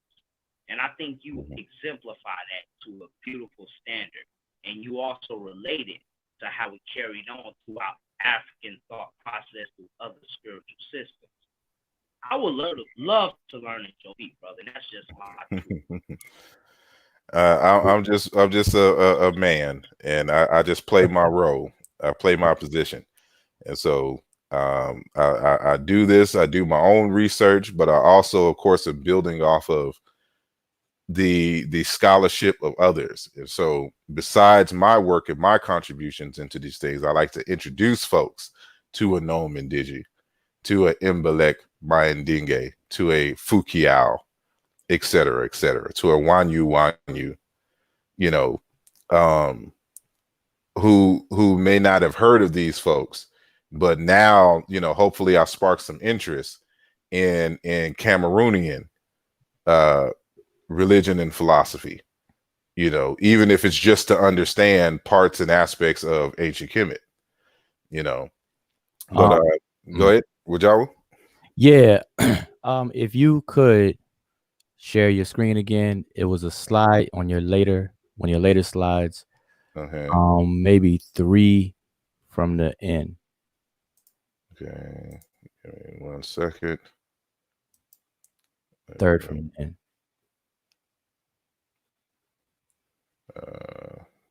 Hold on. It was where you had Kalunga in red. I believe that. And I just want to point out something. Hold on. Okay, there we go.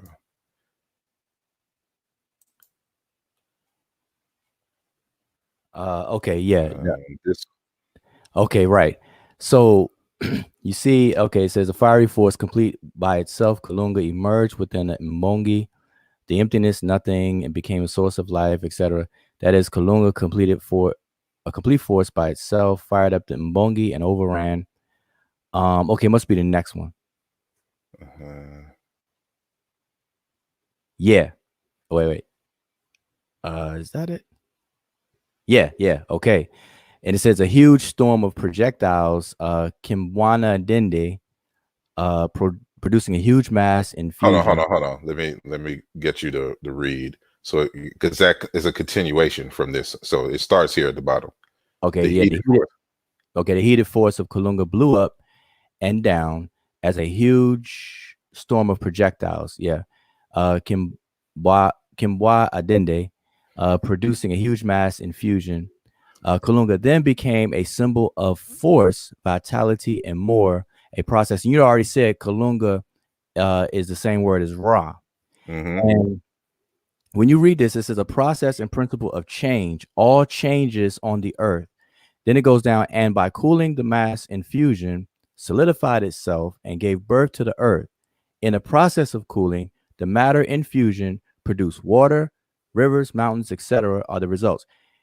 And if you read that, and if anybody were to read the Egyptian book of Knowing the Transformation of Ra and Overthrowing of Apep, you will see the correspondences like light up in your mind, because Ra differentiates itself and becomes the things in the world and as the world through change. And if you read the text in the language, you'll see the word for change is all throughout the text, which is Keper, different forms of the word Keper, Keperu, Keperi, Kepera, all these different things Kepakui, these different forms of that word being used, but these are actions or things that are being attributed to Ra, transforming and doing exactly what we just read here.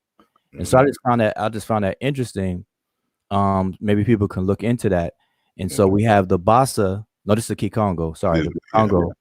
And then that same story mirroring each other to a T. Like I don't see how anybody could refute that.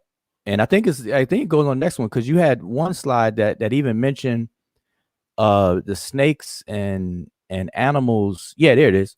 All at the bottom. All kinds of sizes and forms: planes, insects, animals, rocks, human beings, etc. That's the same thing in the text. Same thing where the tears of Ra forms the people, but then the other aspects forms the creeping things as is mentioned in the Egyptian text. So it's a mirror image. So I just wanted to point that out for people to look into, so you can kind of remove all doubt, from that. But yeah, it's funny because as I've kind of told this story before about how I got into the Bantu and Egyptian comparisons. It all started with that text. So this text came out in 2001. In 2001, because this is actually the second iteration of this text. The first edition of that text was called a book without title, which was written in the 70s by Fukuyao. And so when he re-released it and added some things to it, it became African Cosmology of the Bantu Congo. And the person who introduced me to that book was Dr. Asa Hilliard III. He came to Texas Southern University in Houston, Texas. I went to U of H, which is across the street from TSU. And he had a lecture. And so I went across the street to attend his lecture at the university. And he was talking about this cosmology and certain aspects of it. I'm like, this seems very interesting. I'm gonna go and purchase the book. And so when I purchased the book and I got to that part of the book, at this time I already been reading about ancient Egypt and Kemet and stuff to this nature in undergrad. So I'm like, wait a minute, this sounds awfully close to what is going on here in ancient Kemet. And so I started to pay more attention to the creation stories and cosmologies of ancient Kemet, and that with the Bantu Congo. And so it is this that forced me, in many respects, was actually the debate on Kemet that got me, that was like the final thing in the coffin. That's like, I need to study linguistics, because at this time I have a hunch that there's a relationship, but I don't have the tools, I don't have the arsenal to prove it. Otherwise, this stuff is conceptual, that conceptually they're very similar or the same. But I wanted to see if they were exactitudes. And so the only way that I could do that is to go through the language. And so from my humble beginnings, I'm back full circle, back to that same passage that inspired my Bantu and Egyptian relationship. And so once I started learning linguistics, that's when all of this started happening. So I started looking at the cosmologies and the creation stories and religion and philosophy, and I'm like, ancient Egyptian religion and philosophy is Bantu philosophy. So now this is almost 20 years later, and you're seeing works like Aaluja, Volume 2, Chiena into Religion and Philosophy, a culmination of 20 years of research. you know, in this text, and there's still more. I can't even contain it in one text. And so what is coming out in April is this text, Towards a Comparative Dictionary of ciKam and Modern African Languages. You know, I had to add some stuff in here. So some stuff that was supposed to be in that book is going to be in here, along with some other linguistic stuff. And so, you know, and it's continuing. So I got other books to write. So the one on Ra and mAa.t, and then the one on quantum mechanics as African heritage, all come from Foucault's work. And so I was lucky, I was blessed enough to be able to have verbal conversations with Foucault and get certain lessons from Foucault. And I'm so upset that, and this is part of what I want to do. So, you know, I'm informing you all about the upcoming documentary, and if you want to support that, you know, how you can do that.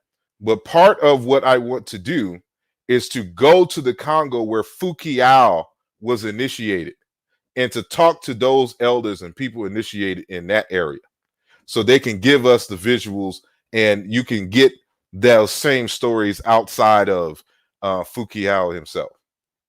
And so that's one of my aims. But yeah, this whole is the Bantu culture is the seed culture that ultimately gave birth to ancient Kemet. In terms of its philosophy and things of that nature. We can demonstrate that in various different ways. But yeah, so I think brother dropped out, and so he's back in, so we'll add him back in. And so anybody else want to come in, we got less than 30 minutes. And so the link is in the chat. And somebody asked a question, a general question: can you break down the role of a linguist? The role of a linguist, simply at the base level, is to describe human languages. And so the fields of linguistics encompasses a wide variety of different subfields. And so you have certain linguists that are asking the questions about the what we call socio linguistics. So how is language used in a socio-political context? Then you have those who do historical comparative linguistics or diachronic linguistics. They're concerned with how do we group languages together, and is it possible to reconstruct the parent language that gave birth to the daughter languages? You know, then you have linguists who are concerned with simply phonology. How does the human anatomy make sounds, and the motivations for stringing certain sounds together to create words, phrases, and grammar, etc. And what are the motivations behind sound change? There are some linguists who only deal with language contact. Like, what is the impact of two or more communities coming together and interacting over long periods of time? You know, so, and ultimately, regardless, a linguist is someone who studies human languages. And you have some linguists who only study sign languages, the grammar and things of sign languages. Like, it's a wide field. You know, you have some linguists who are like myself, who are into artificial intelligence and translation. You have some linguists who are just into semantics, you know, and things of that nature. So it's a wide variety, but ultimately we're all just describing human languages, change over time, motivation, socio-political components of it, and things of that nature. Dialectology is a field of linguistics. It's all encompassing in terms of the human experience, and ultimately is related to psychology, philosophy, you know, a whole bunch of things. So it's very important, the role of the linguist in terms of describing language. And I have to inject that linguistics is one of the most slept on fields of study in our communities. Yeah. And I keep telling folks that, you know, historical comparative linguistics is to linguistics what quantum mechanics is to physics. And so you have a lot of individuals who want to make physics as quantum mechanical arguments and haven't mastered algebra yet. Quantum mechanics is up here. Algebra is foundational and is down here. You got to start here to get here, you know, because there's a lot of nuances that, you know, if I was just writing strictly for a linguistic argument, I mean, a linguistics readership, you know, a lot of this stuff would just truly go over people's heads. But I try to take the time to explain certain things without trying to use too much of the linguistic jargon, so that, because I'm not writing, like, this isn't a linguistics book. I use linguistics as a tool, but this is a book about religion and philosophy. So I got to show you how we use linguistics to answer questions dealing with religion, culture, philosophy, etc. So that's what this is. So I don't have to use all the deep jargon, etc. And so thanks to Sister Naya for your contribution. Is very much appreciated. And what was that? Oh, I thought somebody had another question, but thank you, Sister Naya, for your contribution. And kind of upset we're going to present at the ASCAC conference in Los Angeles, but it was canceled due to the coronavirus scare. Well, the reality, which of course scares folks. And so, you know, we had to postpone that, but she has a good a lecture. So hopefully, you know, we get to hear her lecture, even if it's not at this particular ASCAC. But they're, you know, within the year, I think they're going to assume that the scare and everything will have passed. So it's still going to be in Los Angeles next year around the same time, the ASCAC conference. And so she's doing very good work coming into her own. And thank you, Medics 82, for your contribution as well. Hold on. Jehudi Maat says linguistics is the white man's letters.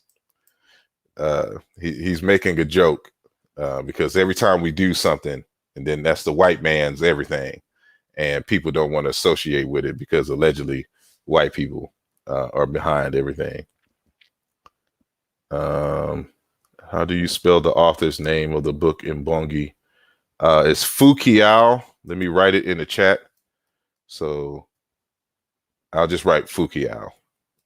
He's like the only one in existence as far as the author is concerned, so it won't be hard to find him. So Fukiao. But it's Kimbo Adende Kia Bonseki Fukiao.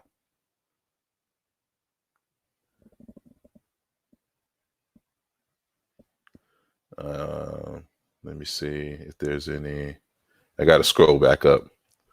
Chavez is on page 218 right now. What's on page 218? So this book is 550 pages or something like that. So it'll take, I've only known one individual to complete this book, and that's Dr. Kaikosa Kajangu.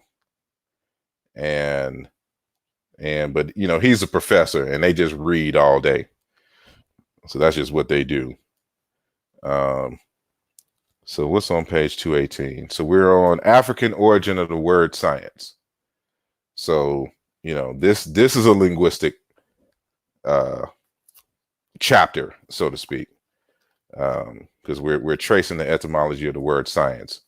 And I demonstrate, at least I believe, that the word science has an African origin, and that you can also find it in ancient Kemet, and they personified science as the goddess Sechet. And so that's Aaluja, volume 2. Get it, make all your friends jealous, start arguments with people because of it. I'm going back up, I'm still scrolling. Thank you all of you who said thank you. The elements produced by melting explosion.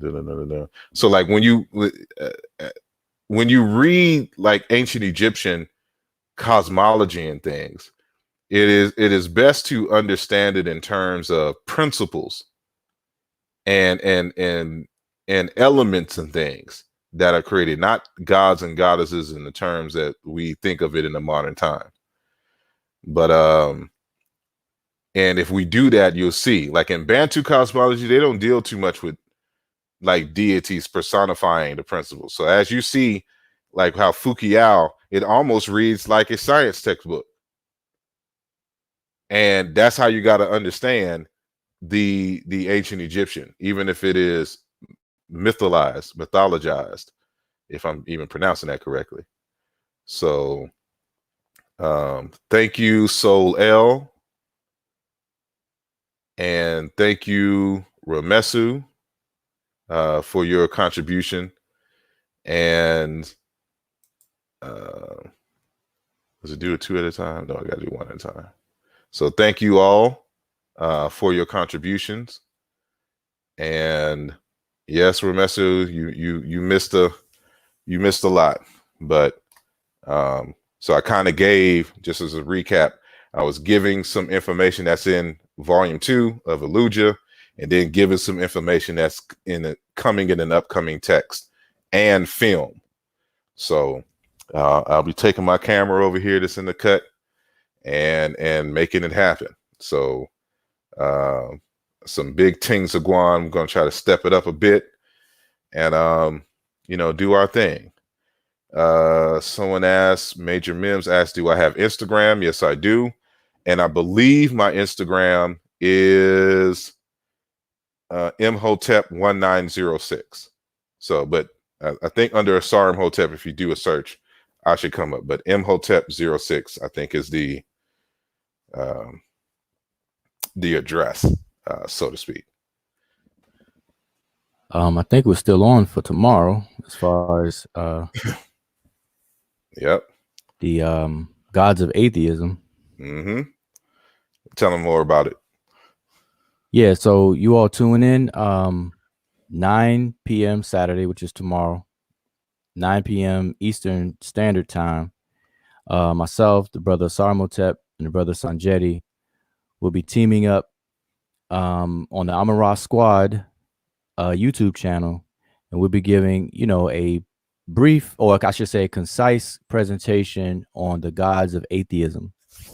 That's tomorrow night at 9 p.m. So make sure you tune in.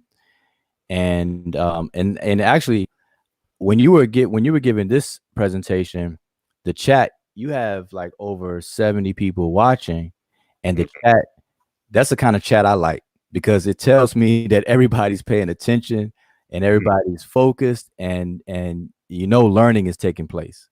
So I hope everybody brings that same energy over to the Amara Squad channel tomorrow night, 9 p.m. And we're going to give a concise presentation on the gods of atheism. All right, so tune in. Indeed. Hold on. Cool beans. Yeah. So it doesn't look like there's any new questions and things. So I'm just going to end this. So we'll be 9, 10, 11, 12. That's what, 3 hours. We'll be going on 3 hours now. So I appreciate everyone for listening in as always, for your donations, for your comments, for your likes of the videos, and even your dislikes of the video. But keep the conversation. I hope that this sparked some interest into African deep thought. And, you know, I could go on for days about it. So I'm just giving highlights. And, you know, this concept of Mbog and mAa.t, it warrants its own text. And so I think that what I'm able to do as a result of doing the language analysis helps me to go further than some of our predecessors when trying to understand mAa.t. And I think right now the greatest author on mAa.t is Dr. Maulana Karenga, but he still falls a little short because he doesn't deal with it from a linguistic point of view, and he's not able to tie it linguistically to other cultures. But I think with this added, the complete understanding of mAa.t is now here, and we can see it. And as I stated in the work, mAa.t is all over Africa. And, you know, on one fundamental level, it means an open-hearted sharing, an open-hearted sharing of food. And so if we want to have the kind of solidarity that the ancient Egyptians had, maybe we need to go back to basics and start sharing food with one another. And so maybe even this coronavirus may force us, you know, to do such a thing, you know, and that is the basis. It's the exchanging of life forces, life properties to enhance and add value to one another. And so this is what this study of mAa.t is revealing to me, you know, the processes for adding value to your fellow man and to yourself. And so so again, thank you all for listening. Thank everyone who was listening but not in the chat, and thanks all of those who will be listening and is listening to the recording right now. And so it is greatly appreciated. You know, big things are going for 2020 as far as this information. It doesn't stop. And join us tomorrow at 9 p.m. Eastern Time on the Amen Ra Squad channel as we discuss the gods of atheism. So thank you for your time and consideration. And you all have a blessed night. And make sure y'all sanitizing everything so y'all don't get hit with the coronavirus and all that good stuff. So anyway, peace and blessings. I'm out.